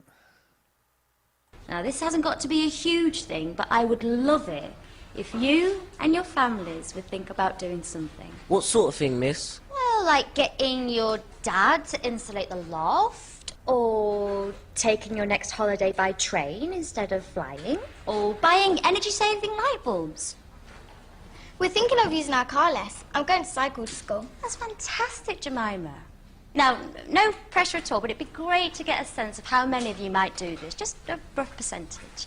That's fantastic! And those not? Philip and Tracy. That's fine, that's absolutely fine. Your own choice. Okay, class, thank you so much for today, and I will see you all tomorrow. Oh, just before you go, I just need to press this little button here. Now, everybody, please remember to read chapters 5 and 6 on volcanoes and glaciation. Except for Philip and Tracy, of course. Right, just want to check on that 10-10 thing. Had some brilliant ideas from lots of you how the firm can cut down emissions by 10%. Just quick show of hands, everyone who wants to get involved. Great, that's nearly everybody. And, yeah, just for the record, no pressure. Those who aren't quite convinced about it yet? Cool, it's no problem. Your choice. Okay, so those of you planning something here or at home should probably get working on it. Oh, gorgeous. Those of you who aren't...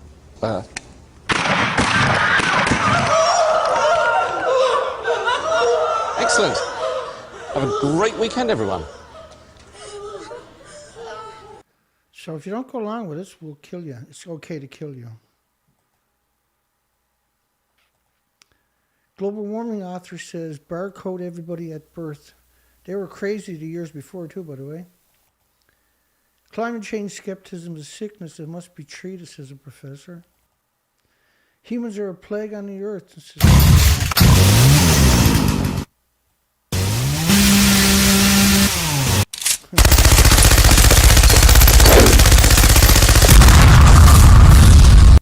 Sorry. Militant environmentalists call for execution and decisive ecological warfare. Climate alarmists call for burning down skeptics' homes. So you can see this cult, this bizarre death cult. Death threats anyone? Australia professor of global warming deniers should be sentenced to death. And we are. The nuclear industry's got us sentenced to death is what's really going on.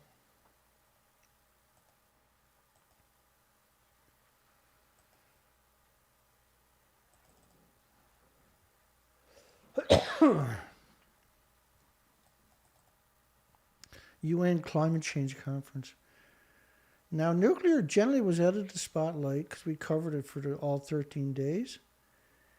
And on the other side, out of the public view, was endless nuclear industry.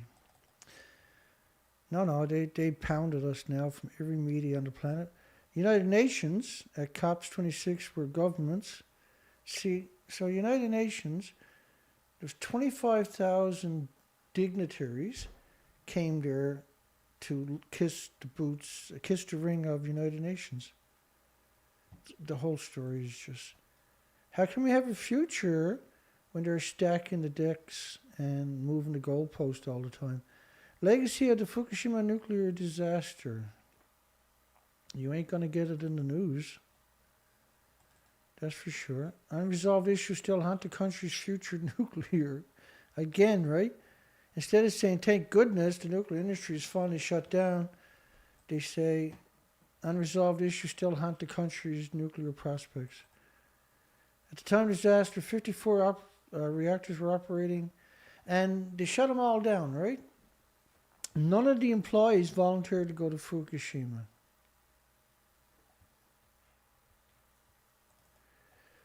Fukushima Fish and Rice still struggling to overcome consumers' concerns, which is appropriate. Why would you want to eat food from a nuclear wasteland? And the ones that promote doing that should be arrested and sentenced to death because they're trying to murder you. That's the moral and ethical thing to do. Not to sit in silence. Not to let them murder your friends and your families and your loved ones, to speak out against them. They say a total of 17,000 hectares of farmland around a crippled plant were abandoned following a nuclear disaster, which is 172 square kilometers. It was the world's worst nuclear accident since the 1986 Chernobyl disaster.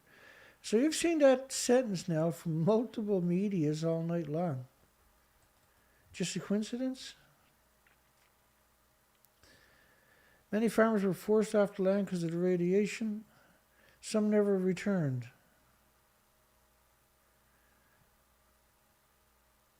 By March, cultivation only resumed at 32% of the abandoned farmland, and 12 of the Fukushima municipalities hit hard by the nuclear crisis. Nuclear is forever, and why would you go back? Because you're tricked and deceived by universities and medias and government entities that are actually lobbyists. That's an actual crime. You can win that case in court with the documentation I provide easily. Climate change, why nuclear power is not a solution. They couldn't go back to the control rooms for it was 7 years before they went back and took that picture. 7 years. But apparently they were all over the nuclear reactors. Everything was hunky-dory. In paper suits, no less. The thoughts of CO2-free nuclear energy. Of course, the claim, once again, right? This was a scam from 2015 Paris Accord where all the medias and universities and government agencies worldwide were directed to, I know that sounds incredible, this is what happened, were directed to only refer to nuclear, always call it CO2 free, and then call CO2 bad, and then by proxy now nuclear is the solution, see? For energy and stuff like that.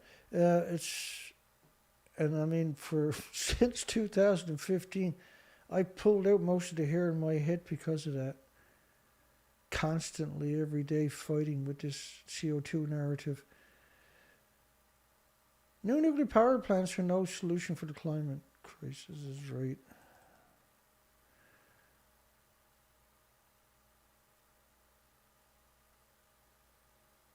Let's keep it rolling. Japan unveils thank you plaque in Tonsi ahead of the quake anniversary. And so these government agencies, these people, look at them. just like really look at these people. You can tell there's nobody there that you would trust to change a $5 bill, let alone anything else. The KMT food and trade agreements. This is again the despicable, horrific Taipei Times. The main opposition parties consistently use food and trade to sour Taiwan's relations with the US and Japan in favor of China. Why would you import food from a nuclear wasteland? What's the point of that? So you can get trade on something else. Poison everybody so you can get couches or tables or chairs or whatever. Or forks and knives or socket sets or... These even the KT Chinese National Party chairwoman marched against importing food from a nuclear wasteland, and rightfully so. Why? Like, so now you're going to indiscriminately poison every human? It's just a hateful, despicable, vicious, murderous industry. Just a threat to everybody on the planet. The nuclear industry is nothing but a threat to all of humanity and all 8 million species every second of every friggin' day.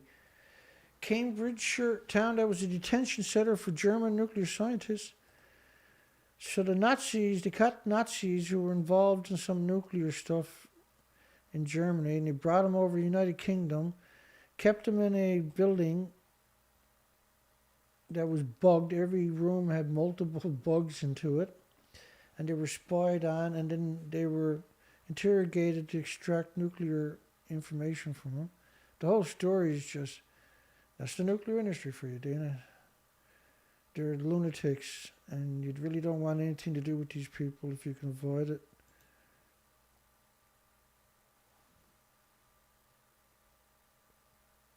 Regulator wants $1 billion in refunds from Minnesota. Is it? I don't know. From power plant. Oh yeah, that's Entergy. My God, how many of their stories have we covered over the years about Entergy? Crimes. Do they do anything without it being a crime? I don't know. I can't find anything. But anyway, they stole $1 billion from people. They charged them for stuff. And some politician wants them to give the money back, which is good. About time. You should put them in jail for doing it, though, as an incentive to the other ones not to do it. Taser bomb, this was equal to 3,800 Hiroshima nuclear weapons going off at the same time. The radioactive fallout is the exact same.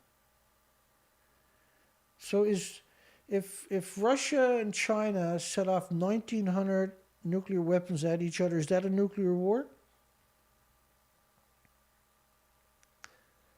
Don't answer that. The answer is simple. So when you set off a bomb that's equal to 3,800 Nagasaki bombs, the radioactive fallout is the exact same thing as a major nuclear war. This is an industry whose entire legacy is predatory and destroyed the future of everybody already. Unmarked military convoy carrying nuclear weapons spotted passing through Glasgow. So this was the pandemic when everybody was locked into their home. They started moving nuclear weapons through the communities. In lead-lined trucks. Lead-lined trucks, at least 6 vehicles, numerous police. Taking the warheads up and down the highways. Lead-lined lorries carrying nuclear warheads. And because nuclear weapons are emitting huge radiation all the time, right? And they're also hemorrhaging tritium. Tritium, you know, the harmless tritium that is used to double the capacity of a nuclear weapon, by the way. That tritium. Same tritium.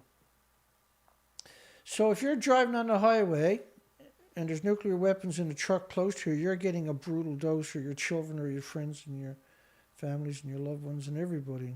Lead-lined lorries. Lead-lined lorries. Anti-nuclear rally. Anti-nuclear protesters gathered during a rally in front of the Diet Building in Tokyo. No, these are common sense humans. These are upstanding citizens rally. Labeling them like that is a complete insult. Your parents should be jailed for the rest of their life for producing you for doing that. Wonderful people power demonstration in Berlin. Right? And nuclear power protest in Germany. Nuclear power protest.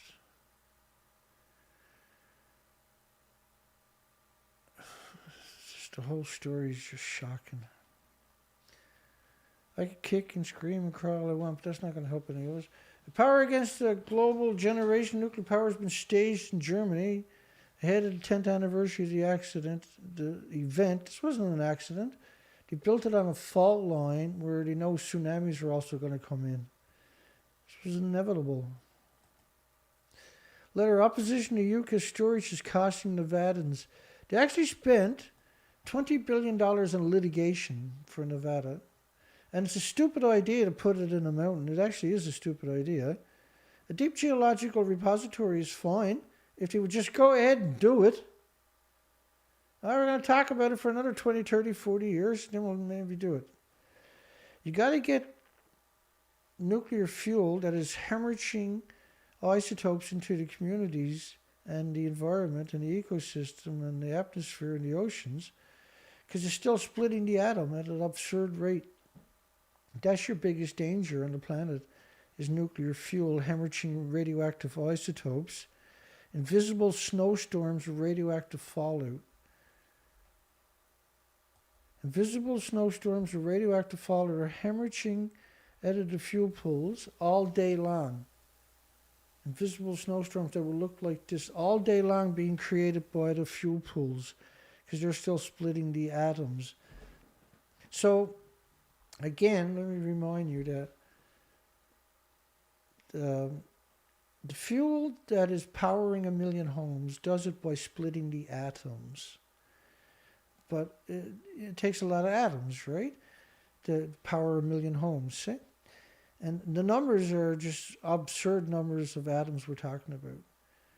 And why it's happening is in a containment, almost a containment. It can be burped out, and it is sometimes that overpressurized. But when you put it in a fuel pool, there's no containment, and the fuel pool is boiled off because the stuff is still hot, and then the isotopes from the atoms, or the fuel is still splitting the same atoms as it did to power 1 million homes. All day long, that stuff is evacuated or released from the next day. 1 million homes worth of electricity is released in atoms.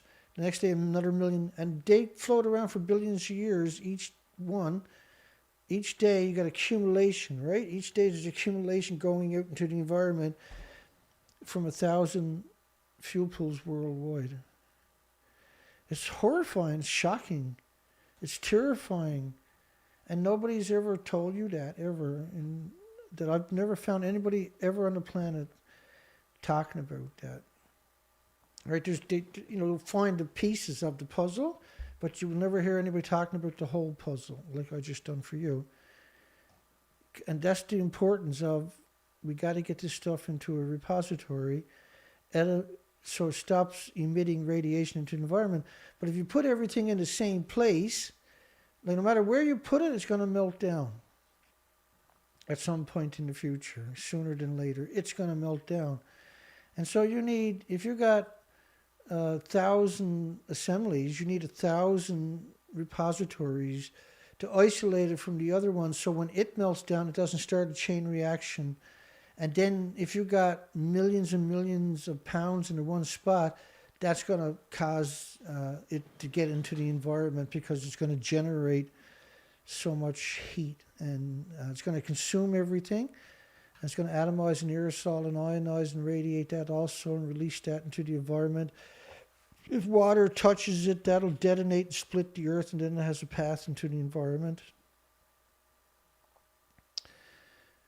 Now, Thinker, I unblocked your other channel. Which is, I only done that once before, by the way. It was for Lonnie. Anybody remember Lonnie? That sack of doo-doo. Man, did she ever stab me in the back after? My goodness. France today generates 80% of its electricity needs with nuclear power, much of it generated through recycling. France today generates 80% of its electricity needs with nuclear power, with MOX fuel. One of the biggest crimes against humanity is the people who make MOX fuel. It's not recycling, it's, they do that because they don't want to try to store it for 1,000,000 years. So they turn it into another fuel and then they burn it in a reactor and liberate it into the environment where it's extremely lethal to all species. U.S. allies dropped 46 bombs per day on other countries since 2001. U.S. allies dropped 46 bombs per day. I mean, some of the conflicts over the years was 2 bombs a second or something. On other countries since 2001, which is 2001, 7,300 bombs. Is a lot worse than that. They're not talking about United States and its allies have dropped at least 326,000 bombs and missiles on other countries since 2001, rather, including 152,000 in Iraq and Syria. A lot of these are dirty bombs, by the way. It was made primarily on official U.S. military releases only. They're talking about the datas. Also does not include bombs or missiles used in helicopter strikes, AC-130 gunship attacks, strafing runs with U.S. bombers, or counterinsurgencies, counterterrorism operations in other parts of the world. And the United States has been at war for nearly every year of its existence. The U.S. Air Force dropped 7 500-pound bombs in eastern Syria with no military, with no Navy, with no Air Force on February 25th. 7 million refugees to get 200 Taliban is what he done that. And got rid of the pensions and the patents of the country on top of that. Import bans must have scientific foundation. This is Taipei Times. How come Al-Qaeda doesn't go down there and blow themselves up? I wonder. As Beijing bullies and pressures Taiwan, that's who Taipei is. It's China, right? Japan companies and people have initiated a campaign to buy more Taiwanese pineapples because China wouldn't take them, in the hope that this might help Taiwanese farmers make it through the difficult period and minimize their losses. So we scratch your back now. You should buy Japanese Fukushima food.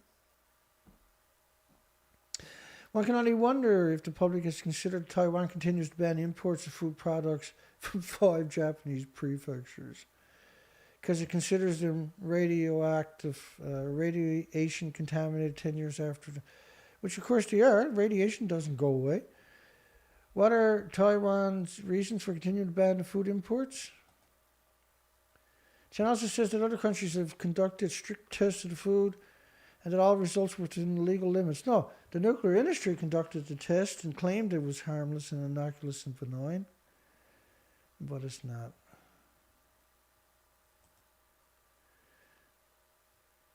And Taipei Times should be arrested for what they're doing.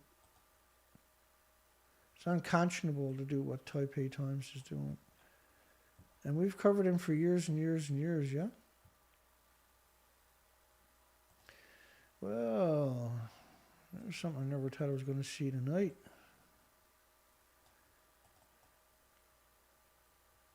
Or here tonight. At the end of the show.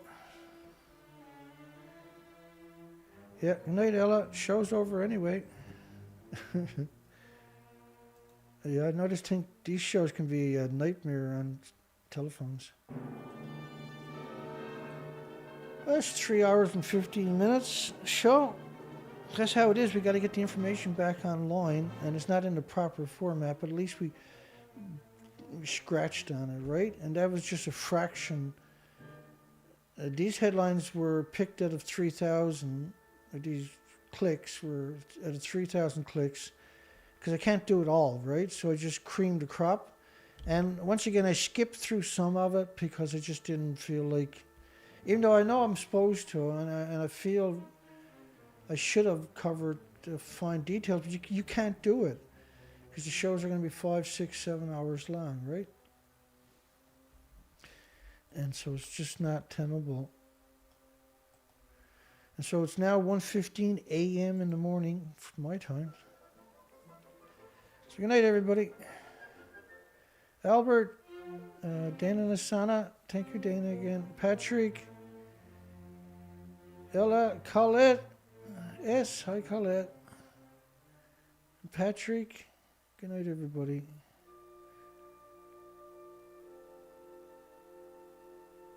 And Thinker again, James Lucia, and donations of 60 Canadian last night, and that was James Lucia. And so we greatly appreciated it. It was so cold today that I didn't even go outdoors. It's like minus 17 or something now. And the same thing tomorrow. It was just too cold. I couldn't get the chill out of my bones today. Well, I don't really have heat in my home, right? I have heat in the studio because of the equipment. I gotta have heat here, right? I can't have a boat because I can't fund everything and keep it going. So in the daytime, I'm going around like it was in the old days for me. We had very little heat. I don't mind it. It's not comfortable or anything, but it's okay. Andrew B, good night, everybody. I'll just quick scroll up through the comments as quick as I can. P-Swer, P-S-W-E-R. I don't know how to pronounce that, unfortunately. P-Swer? P-Swer or something. Close enough. And I'm just looking through the names right quick before we call it a night. Might as well. Robert and Thomas. Because I do appreciate the people that do come to these shows, and everybody that's watching this out there right now that are not coming, and tomorrow and tonight and everything else. I do appreciate it. And those who do, get into the comment section, it takes dedication to come here. And it's got to be torture to listen to this stuff. It's so frightening. And so I feel I owe everybody at least that much. I'm sure nobody cares that much, but you must know that I care. Chet Austin. Hi, Chet. Just Chester, I think, is it?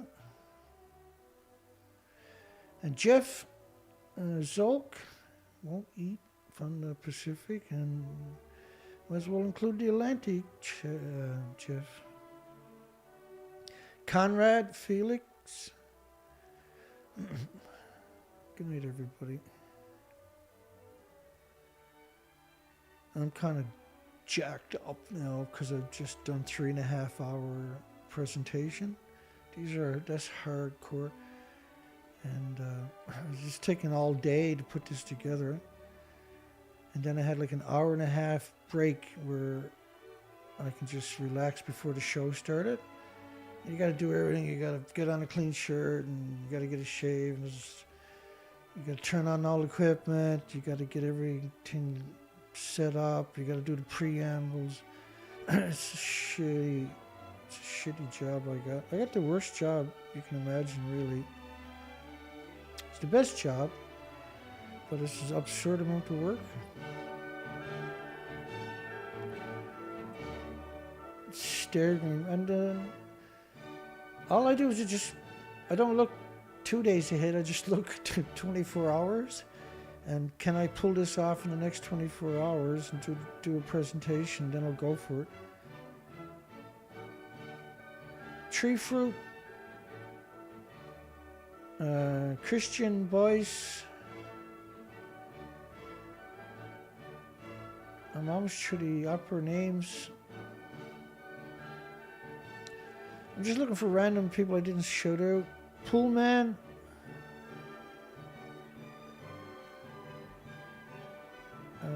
SCH. John 2H. Fantastic. Lots of people dropped by night. Seattle Friends of Fission. Seattle Friends of Fission?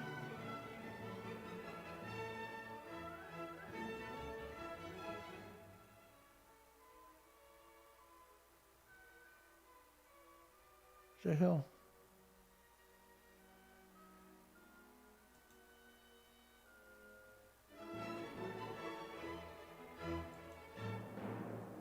I'll get to it after. It's a confusing name, that's all.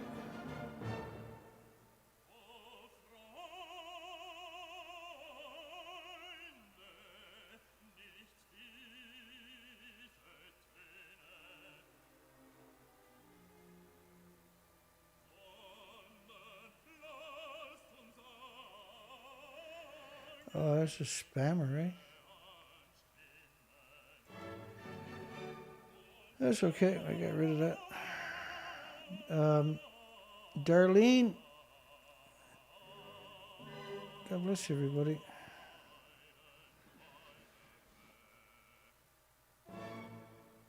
Did I get everybody? Yeah, that was a troll. I ignored him all the way into the block section because look, I work extremely hard for my platform, right? And then to have propaganda come in and confuse people is not why I do this. That's not acceptable for me, right? I can't have people coming here and putting propaganda because that's how the propaganda works, right? And people gets divided, and then that's just not, we don't have time, right? We're in real trouble. And so I got a tendency not to tolerate it at all. Make sure I got everybody. Yeah, Thinker is in the gate.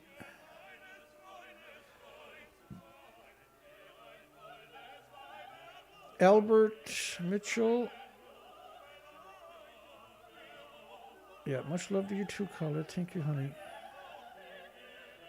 Mindy, Patriot Angel. Okay, folks, let's call it a night. Let you guys go off and enjoy the rest of your night. Because otherwise, I'll just keep chatting away. And, we've been going for an hour and a half almost. So let's call it a night here. Good night. Gonna end the poll. You have 56 votes. 89% said don't eat the food from 14 prefectures.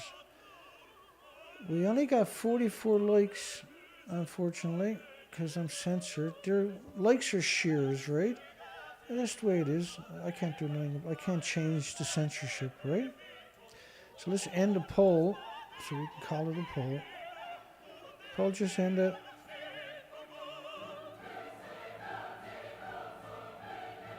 God bless everybody. Hugs for everybody. We'll see everybody tomorrow night, hopefully. Because this is, we got big shows this week. Trying to get through a lot of stuff. Bananas. Thanks, Colette. I'm bananas at this stage, for this stage of the night. Stay on tune, Ed. God bless everybody. Hugs for everybody. We'll see everybody on the rebound. Have a great night. Thank you, Sandra Churchill. And hugs for everybody watching this later. Have a great night, everyone.